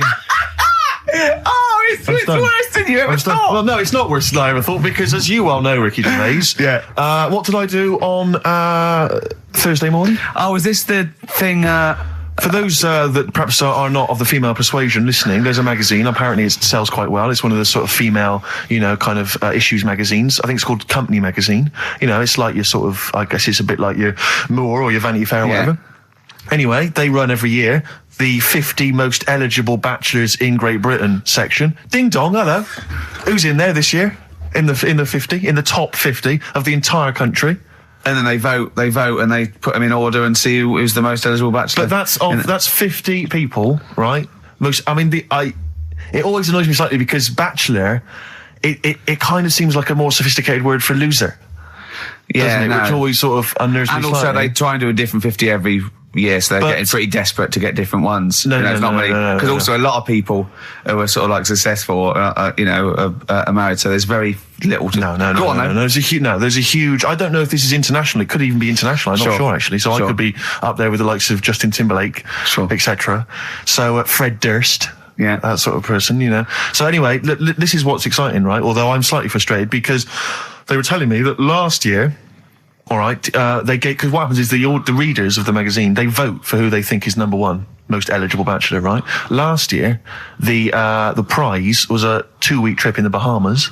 Okay, this year, I'm rather annoyed because all I'm going to win is a moped. That's the prize this year. That's the prize this year, a moped. Whoa, backtrack. What? Sorry? Last year was a 2-week trip to Bahamas, and this year just a moped. All I'm going to get is a moped. All you're going to win is a moped. Yeah, you've got no chance. You've got no chance. Who else is in it? Well, I mean, I don't know lots of people you'd never heard of. I know Duncan from Blue. Ding. So you're second to him at least already. I imagine you're going to come behind the other 49. Because there are people voting for me. They get to vote for me. Yeah, Steve. They'll see my photo and then they can vote for me. Yeah, according to Heat, I was 22nd most sexy man in the world. I better take that helmet back. I would. Rick, you may remember that last week we opened with some quality knob news. Knob news, yeah. It was Hitler's knob. Hitler's knob was one of them. That just sparked off into a whole bunch of other kind of knob-related discussions. Yeah. And I'm pleased so far to see that we're almost at the halfway mark for this first hour. And so far we've only talked about nudity and/or todgers. Yeah. So excellent work from us. Well done, lads. Yeah. I'm looking forward to Dr. Fox and the rest of the Sony award committee listening to this one. Yeah. But more knob news. I don't know if there's a jingle for that, maybe. You nearly had me eye out. Knob news. Knob news, excellent. This is an extraordinary story. A woman tried to sue her bosses for £210,000 after finding a cooked penis in a canteen stew. Hospital cleaner Sophie, something, I can't quite pronounce that name, was eating goulash for lunch and could not cut one of the lumps of meat. You can see where it's going. I've got so many questions already. I know. She picked it up and tried to chew it, but it was too tough. Then she inspected it with workmates, who all agreed it was a penis. Imagine that discussion. Yeah. Miss McLata said she vomited for the rest of the day, instantly became a vegetarian, and had to have psychiatric help. It's not known whether the organ was from a human. The case continues. Well, it can be found out, so that's one thing. Obviously, the doctors aren't confused. They're not going, I don't know, I've never seen one like it. Yeah. Also, why is she eating goulash? I know. I mean, that's my first question. Why? You lunch. What do you want? I don't know, I fancy some goulash. Yeah. Oh, some gooly lash. Gooly lash, Thanks very like much it. Indeed. Lancashire cockpot. Oh, is on the menu. Brilliant. Only £5.50. Wangers and mash. I'd love some wangers and mash, please. Cock o' van. Cock o' van. It's already done for you. There's wangers and mash, cock o' van, Lancashire cockpot. That's just off the top of our brains. Yeah. So if you've got any of your own, keep them to yourself. We're not interested. What do you make of that knob news? And it's in a hospital. Oh, yes, it was. No, hospital cleaner. You're right. Oh, cleaner. God. I know how your mind's thinking already. There's been a mix-up. What kind of mix-up? I love that. What, some bloke's gone in, some lesbian's gone in wanting a sex change. She's got a carrot for a cock. Bit of stew and steak. Stew and steak. Oh, that would be great. So on then, do a film review, quickly. Right. Well, today on film review, we're doing classic films, and today we're looking at Elephant Man, John Merrick, one of his better pieces of work. It's a sad film. I've never really been able to watch it all the way through. Sorry, John Merrick's better piece of work was him being the Elephant Man, played by John Hurt. Yeah. Go on then. Sad film. When I was younger. Tell us a bit about it. What is it about? Who's John Merrick? It's about a fella who's got a funny head. Right, tell us this. And, he lives in, I think he lives in London, in like about the 1930s or something like that. And he's being picked on all the time and stuff. And, first time you watch it, you'll probably cry a bit. And then the second time you watch it, you're just sort of thinking, God, that would be bad. Sort of having a head like that being picked on all the time. Then the third time you watch it, you might think, how does he get his jumper on? Then, I don't know, I'm probably bored of it the fourth time. but it's well worth watching, so Elephant Man. Brilliant. Yeah, see it. Brilliant. I think if you want to get on TV, Carl, you'd be better as the subject of maybe like an omnibus documentary. Living with Carl. XFM 104.9, Ricky Gervais, Steve Merchant, Karl Pilkington. Tell us about this monkey, Carl. You're going to love this one, Steve, right? So last week we were talking about how, like, a lad left his family because there was problems at home and that. He went and lived in the wood. He got airy. Right? No. Leave it there, Rick. We haven't got time to go into it. Right, so... That's what happened. And that's what happened. He lived with the monkeys. He went airy. That's what happened. Looked into some other stuff about, like, airy kids and all that. Yeah. Came across this story about a bloke, right, who worked in a zoo. Oh, dear. Right? So... Trouble's brewing. Loving his job and that, but it's quite a lonely sort of job because you don't see many people. You're just dealing with animals all the time, right? So anyway, he gets a bit pally with a monkey because it's the closest thing to a human. Well, that ape is. Right. Yeah, but you can't really go that close to apes. It's dangerous. What do you mean? What type was it? Do you Just mean let him tell the story. Was it a chimpanzee? I reckon it was a chimp, yeah. Yeah, it was you a don't chimp. even know. So It was that's a an chimp. ape. It was a Okay. chimp. Yeah, but it doesn't matter, does it? So he It's the gets story. pally with him? Right, so he gets pally with What, him. do they go on and holiday together? well, no, I mean, it starts On the off. pool It together. starts off just checking each other out and probably sharing lunch and that together. Yeah. Right. Anyway, this goes on for a while. They're getting on well on that, and then after a while, right, the monkey starts sort of imitating him a bit more and sort of walking upright. Oh God. Yeah. Right. So he thinks, oh, that's a bit weird. Anyway, they get on really better and what have you. So he thinks he could live at home with me. Because we're getting on the storm. Yeah. Right. So he takes him home, and before Is you this know the it, beginning of Beneath the Planet of the Apes? I think it is. I think you've seen this on video. I'm worried because he's already imitating him and they're moving in together. I'm thinking it's maybe a bit like Single White Female. Single White Zookeeper. Oh, brilliant. Right, so anyway, so he's moving in and it's getting used to sort of the normal human life. He's having a cup of tea in the morning. Yeah, PG tips. He finishes the day off with Oh dear. Finishes the day off with what? He doesn't have to move a piano at one point, does he? Finishes the day off with a little brandy. Yeah.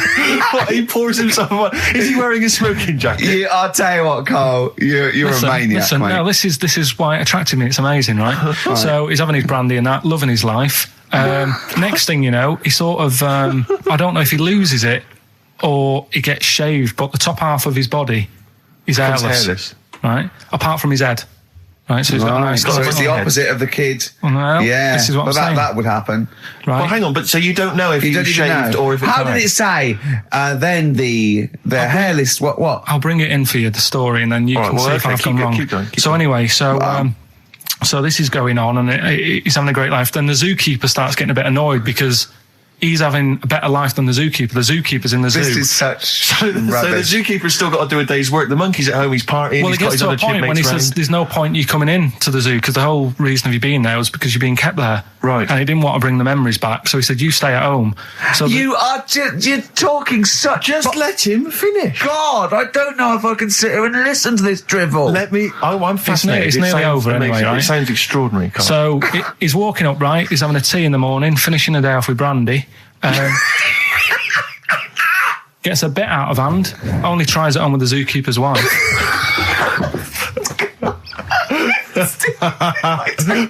Make him go away, Steve. How does he do that? Well, because he's around humans a lot, he becomes a bit of a charmer. And, But what is it that he could do to seduce her? Pick fleas out of her? he didn't say. He was built. Yeah, he's well done. So what about that? What do you mean, what about it, Carl? It's obviously not true. I don't understand how... I love the fact he becomes a charmer. He's got better taste in brandy. Exactly. And what was it that he was doing that seduced her? I don't know. I thought maybe because he was at home more than the zookeeper was. But what would he be doing, I Carl? love the fact that- He's not going to be talking with her. They're not going to be playing like, Trivia Pursuit. Maybe she liked the silent type. He didn't go into that. He just said that's when the trouble started. Carl, play a record. Right. Is that what Suzanne did when she brought you in? That was Radiohead, and they're there. We're not here. All right, pre-recorded. Coming up is one of Carl's little things. Enjoy it. Something else we're giving away. The Shining. It's more throwing away, isn't it? Once again, is it on video? Once again, it's on VHS. Just because you buy it out of your own money, Carl, stop being so mean. And I want to watch it tonight because it's one of those films that. So you're going to watch this video and then you're going to send it to someone as a prize. Yeah, it's one of them films that. I thought Sorry, what you just said yes to that without blinking. Oh yeah. You don't think, like, Les Dennis doesn't have a quick go in the car on Family Fortune before he gives it away?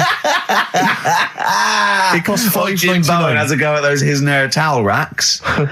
It costs $5.99, Carl. Okay, this is Carl in the classic The Shining. And what's the question? Well, we might ask that afterwards. Okay, then.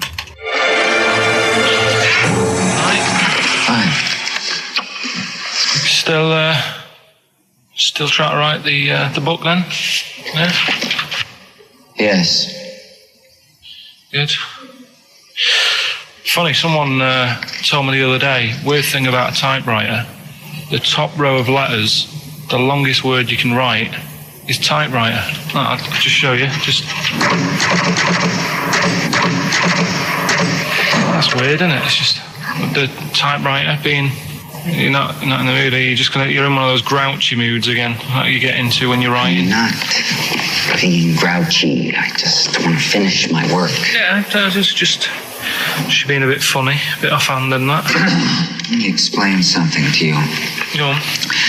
Whenever you come in here and interrupt me, you're breaking my concentration. You're distracting me. And it will then take me time to get back to where I was. Understand? Yeah, but I just was coming in to try and cheer you up. You know, I'm full of ideas as well. You know, if you're having a problem coming up with stuff, got loads of ideas you could write about. The other day I read about this airy Chinese kid. What do you want me to do about it? No, it's just that it could make a good book. Do you know what I mean? Sort of following round.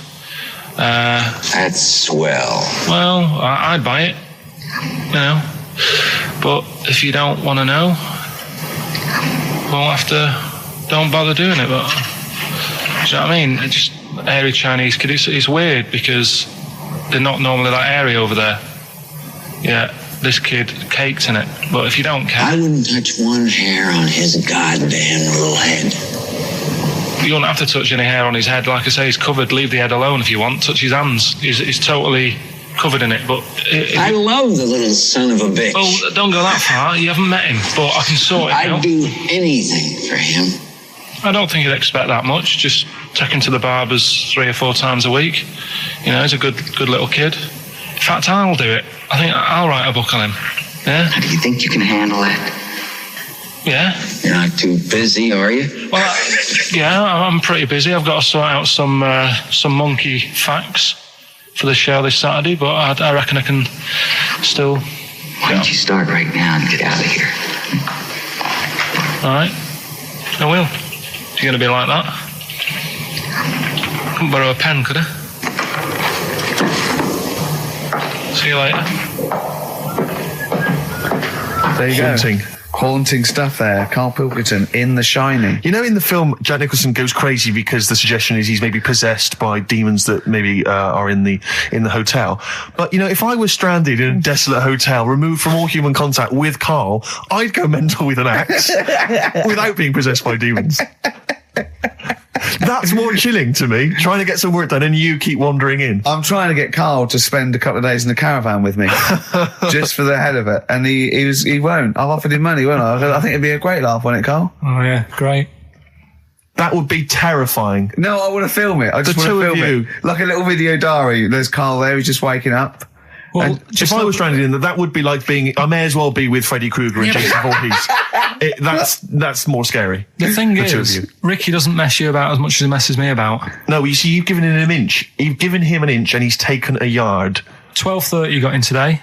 In 30 minutes between 12:30 and 1. The old bin lid on the head. He wanted to do that again. Yep. Squeezing my head, think he had a go at. And a karate chop on the back of the neck. Yeah. All in 30 minutes. Yeah. Who else can say that? I didn't say that. Anyway, Karl, look, you almost let it slip then as you were talking about your filling out that application form. There's some big news that everyone needs to know, which we were stunned by in the week, although the more we sort of talk to you, the more it starts to fall into place. Yeah. But Karl, what's the story? That I haven't got me exam results from my GCSEs. He never turned up to get his exam results. I was working. And so, how many did you take in the end? Because you weren't even sure about that, were you? You think you took maths and English, don't you? Yeah. And you think you've handed in the artwork for art, don't you? Now, art was continual assessment, wasn't it? Coursework. And what was it that you made? I made a man sort of putting his arms into a car. You've made a model of a man putting his arms into a car. What was this? So that one's passed. Was that this a homage to break-ins in Manchester? Was this? What was this? Oh, look, he does what he sees. Yeah. So you've got that. That's safe. You've definitely got that one. So you've taken art, you've taken English and maths, you think? So this is what we're going to do, listeners. We're going to try and find out his exam results for him and tell him next week. Live on air. We're going to call his school, we're going to try and track him down, and we are going to have a little envelope, and we are going to give Karl, at the age of 29, his O-level results. GCSEs, yeah. Now, Karl, so you took maths, Yeah. You think you took English. Do you remember turning up to do those? Do you remember sitting in the room filling in the forms? Yeah. Okay. And how did you feel you did? I don't think I did well. You don't think you did well? Did you revise? No. Why didn't you revise? Because I don't really believe in it. Okay. Well, it's just that if you don't know it, then you don't know it. You shouldn't have to start looking at a book. If I went to like the hospital, yeah, and the doctor said, "Oh, you need your appendix out," but hang on a minute, I've just got to read up on it. Yeah. That isn't good enough. Okay. He should know, and that's the way I feel about it. To be fair, though, he did do the revision beforehand. Yeah, they don't usually pass on, maybe when they're in practice. Yeah, information they took in by osmosis. Yeah, yeah, and bloke comes in and goes, "Can I just see what you did with that?" And I goes, "You've passed." Yeah. Phew. That's a good one. Yeah. Good job I watched Casualty. You don't talk to anyone, do you, in the week? You just hide in your little sound booth thing, and you really don't talk to anyone, do you? Much? Not really. No. I mean, you might call up. Yeah. But no, I keep myself to myself. Yeah. Then you don't get bogged down in the office politics and stuff. Yeah. Is there a lot of office politics here? I don't know. I don't get involved in it. Oh, yeah.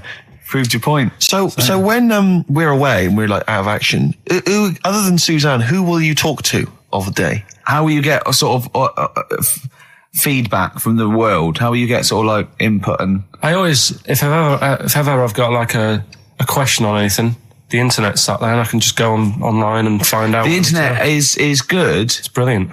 But it's not all verified. It's not all necessarily factually accurate. Anyone can put things onto the internet. It's it's freaks and things that put on things like. Here's one that I read in a week, right? Go on. About this woman. Yeah. She was a bit of a punk. And to get her hair done like she wanted it. Super glue. Right, no. She got lard. Apparently it's a popular thing, you might know. Put lard on your head. Yeah. And you put it in the oven. Oh. Now, apparently the heat that you get from the oven is different from the sort of heat you get from an hairdryer. Right? And she had to do that to get the style that she wanted. But anyway, she comes into money or whatever, treats herself to a microwave. Right? It's not true. Opens the door, jams the things, like the little catch. So the microwave works. She jams it with a screwdriver or a knife or something. Yeah. Puts the microwave on, sticks her head in, boils her brain. Don't be ridiculous. Right? Well, why is that ridiculous? Boils her brain. She boiled her brain. She boiled her brain. And this is what's good about the internet. I went straight from that, and there was a subject about brains. And do you know that Russell Crowe, when he dies, he's given his brain to charity or something, some sort of some people who can do stuff with it. She gave hers to Pot Noodle. Vesta. Yeah. Oh, boiling a skull. Yeah. It's not true. It's not true, Carl. No. Just urban myths. Someone made it up. Yeah. For a laugh. They're just too convenient urban myths. Everyone's you can tell an urban myth's not true because it's always this happened to a mate of mine, and when you say what happened then, they go, don't know, that was it. Was it? Was that it? Was it? Someone boiled a brain and that was it. There was no more story. Well, were there any dates, locations, times? I think it was in Belgium. That is a blinding record. And before that, Rick, what do you make of those adverts? They were great, weren't they? I like them, yeah. I'm going to buy all them products on the way home. And that's endorsed by Ricky Gervais. He's won awards. Yeah. Rick, do you remember this? This was a hilarious moment. No, you'll remember this when you hear it. It was when Carl said something that was basic. Well, I think for a lot of people it sounded like a lot of old bollocks. Man grows penis on his arm. I mean, why people are constantly losing their penises around the world? I have no idea. But why? I didn't realise it was a bit. What do you mean why on the arm? It's just a graft, isn't it? Yeah, but put it on like your buttock or your side. You can't wear a short sleeve shirt. Why do they've done that before? I don't understand it. Why not just graph it onto the side of your leg or something where it's high up, close to where it should be? I don't know. To get it used to the environment. Like when you were released a duck into the wild. I've never understood that. If there's a doctor, again, we had a doctor last time, there's someone who can let us know why they put it on the arm. So they can keep an eye on it, presumably. He's not going to work with this knob on his arm. He's probably in a hospital bed and under examination. Right. So what do you think? They pop the knob on the arm, say, come back in 3 weeks. What do you do, by the way? I'm a mechanic. Keep the long sleeve shirt, because the blokes go, why have you got a knob on your arm, mate? What are you talking about? He doesn't go back to normal as a teacher. Sir, what is it, Simpkins? You got a knob on your arm. No, don't worry about that. Do your maths. What do you think this bloke's walking around with a big knob coming out of his arm? Why on the arm? So they can keep an eye on it. So it's not... But if he's in bed, just get him to not put any undies on or whatever and just have a little sly look at how it's going. Even in hospital, if you're in a shared, like, little hospital room, people going, oh, I've had heart problems, what's your problem? He's there with his arm out. He's got his knob out! Yeah, but I don't think it counts as indecent exposure when they're grafting a knob on your arm, sticking that up the bed. Imagine if he's driving, he's just got it out the window. People driving by. Yeah. At the end Is that bloke giving me the finger? At the end of the man grows penis on his arm story, it says, a Moscow surgeon said the man will be able to have sex in a few months. He said, women will never suspect. But what kind of a doctor talks like that? Yeah. I'll tell you, it's his cock now, seriously. The birds will never know. He'll be able to go berserk. Yeah. They'll never realise we grew it on his arm. That is unbelievable. Will he have a little scar on his arm, do you think? Yeah. I don't get it. Like I say, 83936 if there's a doctor out there. Or indeed if you've ever... Or a tailor. Making you a shirt. What side do you wear your cock on, sir? It's on my left arm. So let's take us back a few steps, Carl. What's the story? Right, so I did some research. Right. Let's just recap again. There was a guy you read about who had his head chopped off. He was guillotined. Yeah. He had said to the people around him, I'm going to blink once I've had my head cut off to so show the brain that life, can still... Or the brain can continue to work after death. Okay, so we queried that. So you weren't having any of it? Well, no, possibly for a few seconds till the oxygen stops being fed to the cells because the blood has drained away. But, nothing spectacular. So right, go on. Well, along the similar sort of lines, right? This is quite a few years ago. This fella sort of upset the royal family doing something, right? So they said that this isn't good. Wasn't Ben out under that Jubilee thing, was it? I can't remember what it was. And they said, right, that was terrible. We're gonna cut your head off. You gotta show people like you can't be doing what you've been doing. What was this? The 1970s? When you say a couple of years ago, you mean maybe sort of... Was it the olden days when the phones weren't very good? Ages ago. Yeah. Ages ago, sure. So yeah, fair enough. Yeah. So... Very philosophical. Yeah, imagine that when you wasn't here story. This was literally ages ago. Yeah, exactly. Yeah, Simon Sharma's History of Britain. Yeah. Oh, and even before that, which is yonks before, when it was all mental and different. Sorry, Carl, go on. So he's having his head cut off, and he's resigned to it. It's the day before. He's kind of got it into his head now that I'm not going to have my head much longer. Sure. So he said, let's make use of this. Yeah.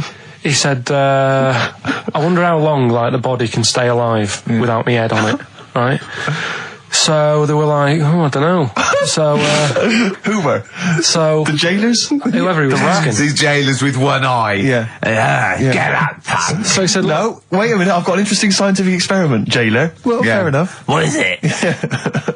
So, he said, what I want to do, right, he said, surely it's my last right. I'm gonna be dead tomorrow. Sure. So let's do a test. He didn't draw it out this long, did he? Yeah, he said let's test this out. He said do us a favour. He said it's my last day. What I want you to do is you're gonna cut my head off. Let's put a white line on the floor. Right. And see if because there's no point asking how far he can sort of walk without an head if there isn't a line, because you don't know what to count. Do you know what I mean? If he loses his head and he's running around all over the place, you can't really count That's that. not impressive enough, yeah. So they said, let's make a white line. Sure. Yeah. Who said this? He did or they did? I think they started to join in with him and saying, well, let's make this a... Sure. You get it, go on. So, they got Norris McWhirter down. The Guinness people. Oh, yeah. So they said, let's get this white line. Yeah. And dedication's all you need. We'll do this tomorrow. And he said, all right, then I'll see you in the morning. I'll see you in the morning. Night, sleep tight. Bye. I love the fact that Carl knows exactly what was said. Yeah. Oh, that's beautiful. Yeah. He doesn't know the story or what order it is in or when but it he was. knows exactly what was said. But he knows the intricacies. All right then, see you in the morning. Bye. Oh, kissy. Oh, I'm not like that. Oh, you joker. Don't let the bed bugs fly. Yeah. Anyway. So he gets up. Do you want a paper tomorrow? No, I'm all right. Go on. He gets up and they say, right, today's the day and that. And he said, well, I've got used to the idea. So here's a white line for you. Got used to the idea. Go on. So they go, right, are you ready then? And he said, I go on. and they cut his head off, and the body walked 32 steps without a head. Wow. 32 steps. Incredible. And that's the lesson, really. Did it get as far as it walked along the white line, did it? Yeah, it stayed along the white line, did 32 steps, and then started to stumble a bit, and it just fell over. Yeah. But, it was a test that your body can still keep alive for a little bit. Yeah. When you've lost your head. Absolute twaddle. Absolute twaddle. What do you reckon you can do then without an head? How many steps? Nothing. There'd be muscular spasm, right? Yeah. It would twitch a bit. You could not distinctly take 32 steps. The body don't. Yeah. Is the doctor still on the line? Yeah. The fella that bought 6 parrots.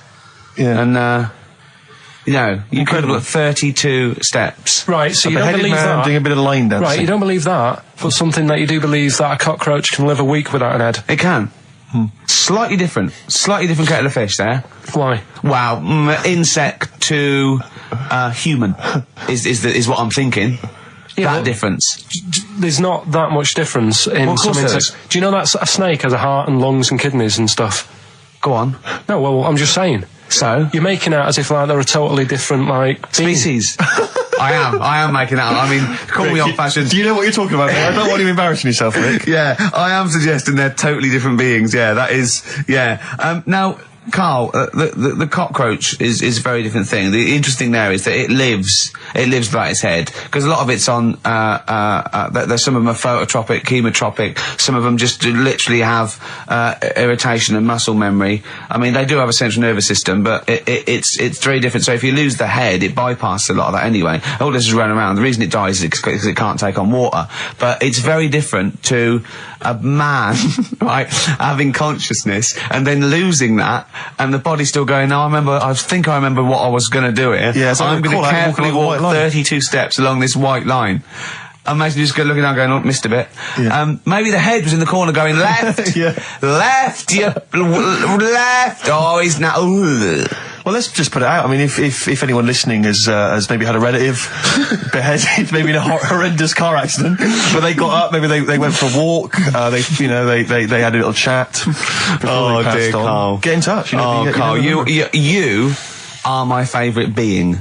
You are my favourite species. Now, you, Karl, may not be particularly different genetically from a cockroach.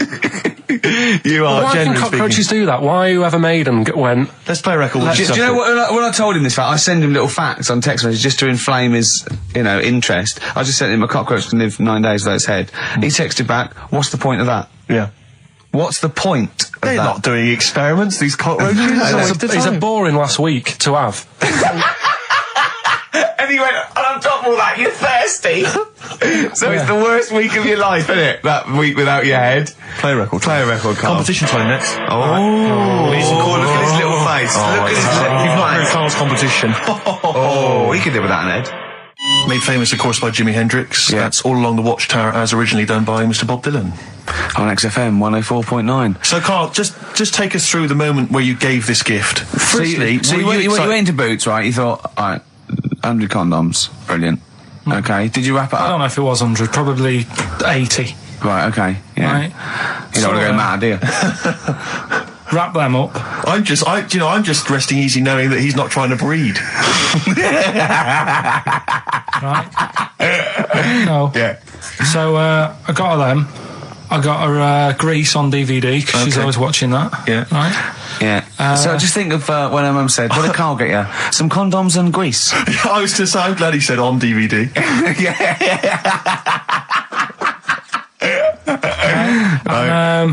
She was surprised anyway, right? Because I bet she was. No, when she got she was thinking like jewellery. No, right? that showed her. That surprised you, hasn't it? All right. So hang on, wait a minute. You thought it was a holiday, didn't you? Yeah. Look at your face. You don't know me at all. So hang on. So did you give these on Christmas Day? Right. What happened is she got in from work that Saturday, right? And I said, "Look under the tree." Knackered. At least it's Christmas. Yeah. At least I'm going to get a little bit. I said, "Look, you got some stuff under the tree, right?" Did you give her a sugar lump? Right, she was really chuffed with that. But she said she was a bit puzzled because I didn't know we had any wrapping paper, right? So I ended up using wallpaper. You didn't take it off the wall, though? You had some... No, it was some left over, right? So she said, why have you used wallpaper? I said, well, I didn't have any paper and you were getting in a bit and I wanted you to have a surprise. So she said, can I have a feel of them? I said, the presents. You thought, right, I've got the right thing. Yeah. Right. And then Christmas Day, I said, no, don't get carried away. It's nothing really good. You know, we said we weren't going to buy each other much. So there you go, open them. Yeah, go on. And can I just ask, had you received your present from her yet? Yeah. So what had you received? What did he have? Had some shoes. Nice. Right. Getaway game for PlayStation. Nice. I'm just totting up the value of those. Go on, yeah. And just also think about how much fun and pleasure you get from them. Yeah. Although, of course, condoms, I can see the the appeal. Well, okay. So I think but also add to that bit 150 quid for a meal. If you're going to start totting up, 150 quid for a meal. I bought some shoes, 72 quid. Yeah, that was after the event, though. Doesn't matter. All right, so you've received these, dare I say it, thoughtful and nice gifts. You handed over the box of condoms. They were wrapped up. She unwrapped them. Yeah. Go on, take us through it. Walk us through it. Well, it's not something you play with on Christmas morning. Oh God! Oh, right. But when she opened them, what did she say? Well, I wrapped them twice as well, so she thought it was something really good. Extra protection, right?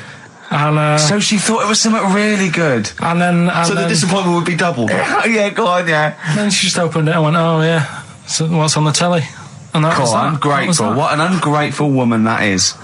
Well, fancy not wanting. I told her a box of economy condoms from Boots. I said to her about the thing about, you know, it's all about the surprise and that, innit? Yeah. You explained that to her? Yeah. What, after she'd unwrapped it? Yeah. Thoughtful. And she was all right about it.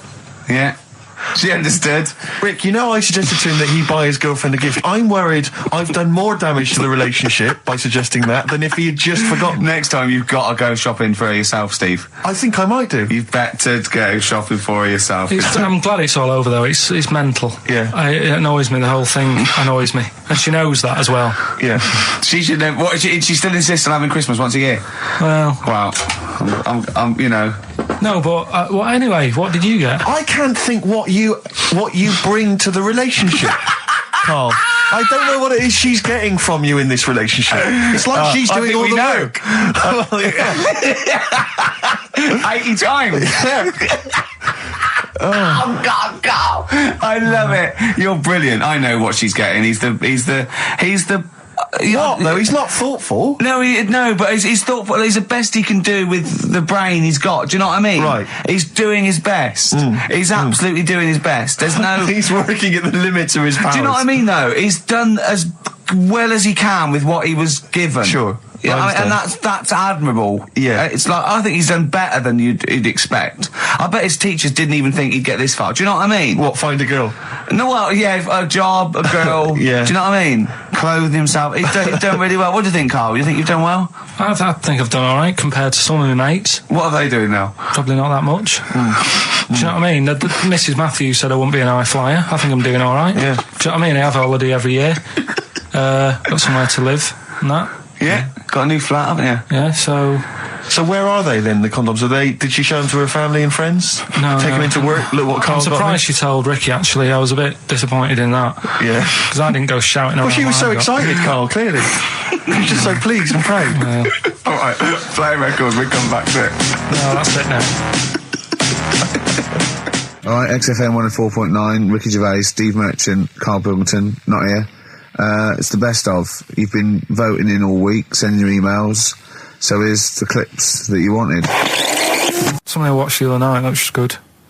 Again, you know, I learn stuff from the telly. I don't watch the news. Yeah, well, you don't learn stuff from the telly. I'll tell you what, though. You told us there's a fat baby in the world. Forget about them. There's a spider eats chickens now as a fat kid. Forget them in Iceland, right? Yeah. We'll give them Rockbusters later to do, right?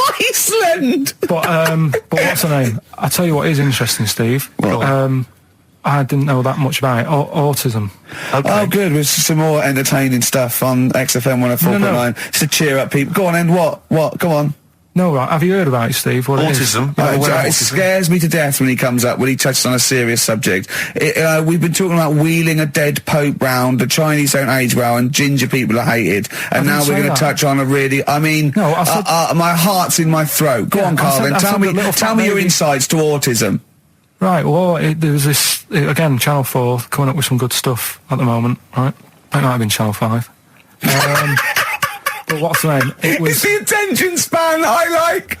Oh. these people who, they've got like this autism thing going on. Yeah. And they sort of take in a lot of information. They get sort of they get so into it that they know everything about that subject and what have you, right? And there was this lad who, he knew everything, right, about EastEnders. Right. He sort of, the cameraman was saying to him, so, you know, why EastEnders and that? And he said, I don't know, I just like it. And he said, I remember when I first watched it, it was a Thursday, it was 5 to 8, Pauline Fowler walked in, she had a pink jumper on, she said, all right, love. And he remembers everything from that moment on. Yeah. Right, and everything, which is great, but then the way the programme was making out, it was almost like they were saying it's a disability. Right. When in a way, it's more like a superpower. Sure. Like Rain Man. But if you can take it, Rain Man. No, I'm he not. has special autistic powers. Oh God! We must send for Rain Man. I don't know what to do. So I don't know what to do. he would be a great there's contestant other on Mastermind, things. sort of autistic mastermind. He'd Well, be what I'm dynamite. saying is, don't be watching EastEnders though. Sort of, why didn't they give him an encyclopedia and say, get into that? Sure. That'll be useful. Yeah. Keep him away from EastEnders. Wasting his time there. But I don't think it is a disability. No.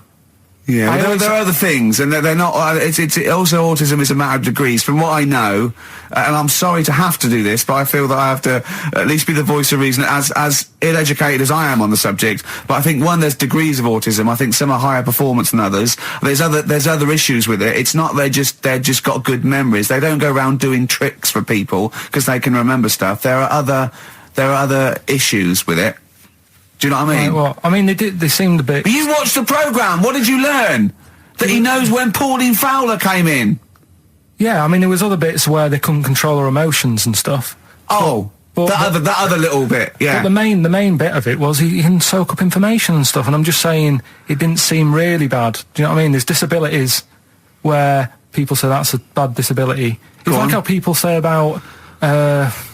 This is brilliant. This is just like this is amazing to be in a room with this man. It's incredible. You just wind him up and listen to what comes out.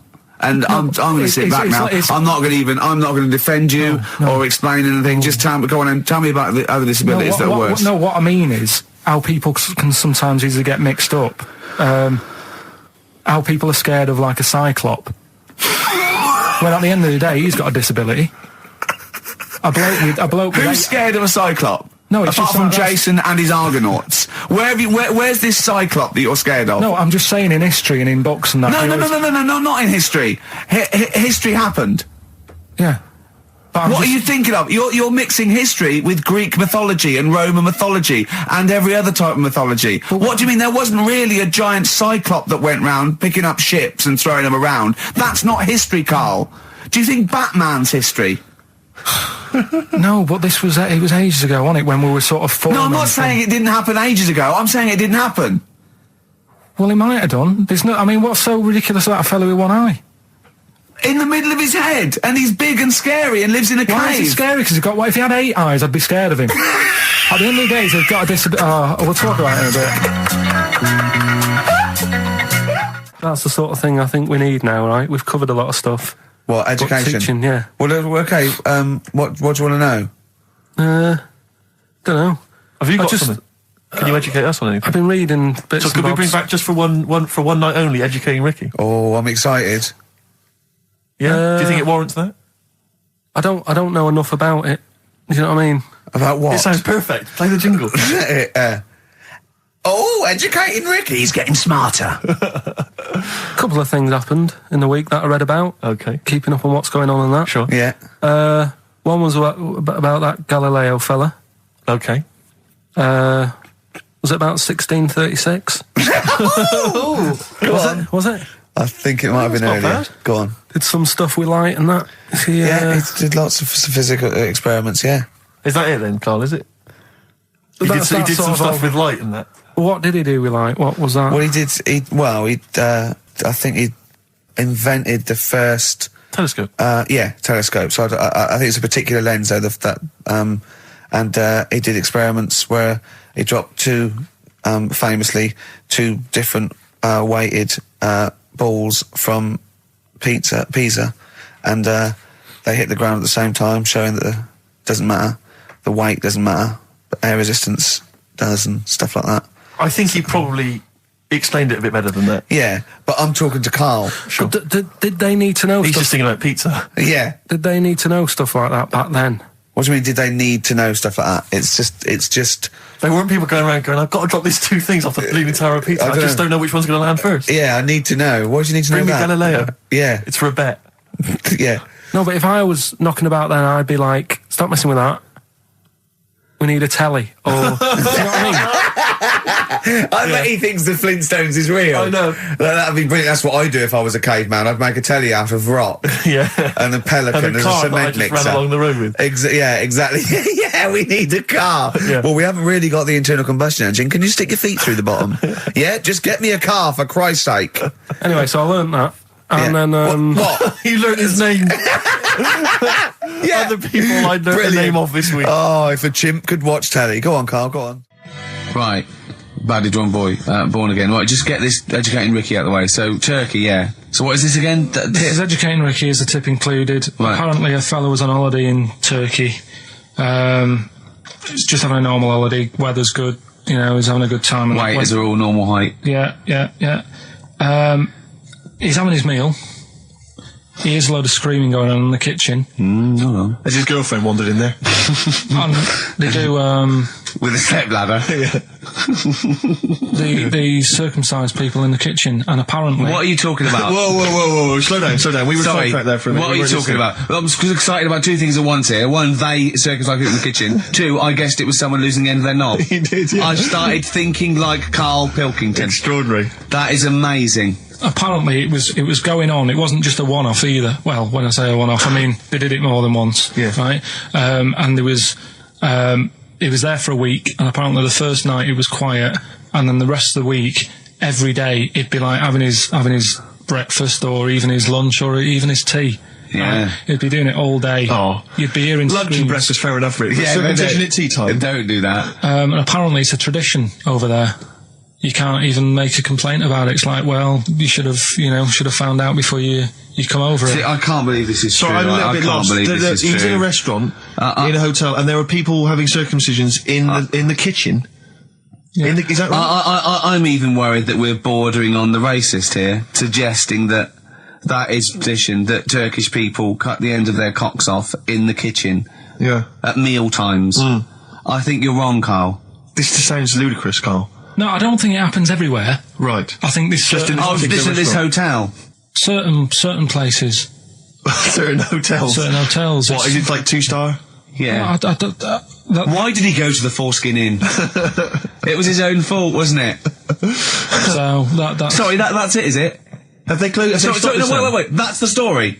You educated me, right? Once a fella saw some Turkish people cutting the tip of their knob off in the kitchen. Thanks very much. Thanks very much, Karl. Got any more? Well, there's things you can learn from it. Either don't go to Turkey. No! Don't have calamari when you're over there.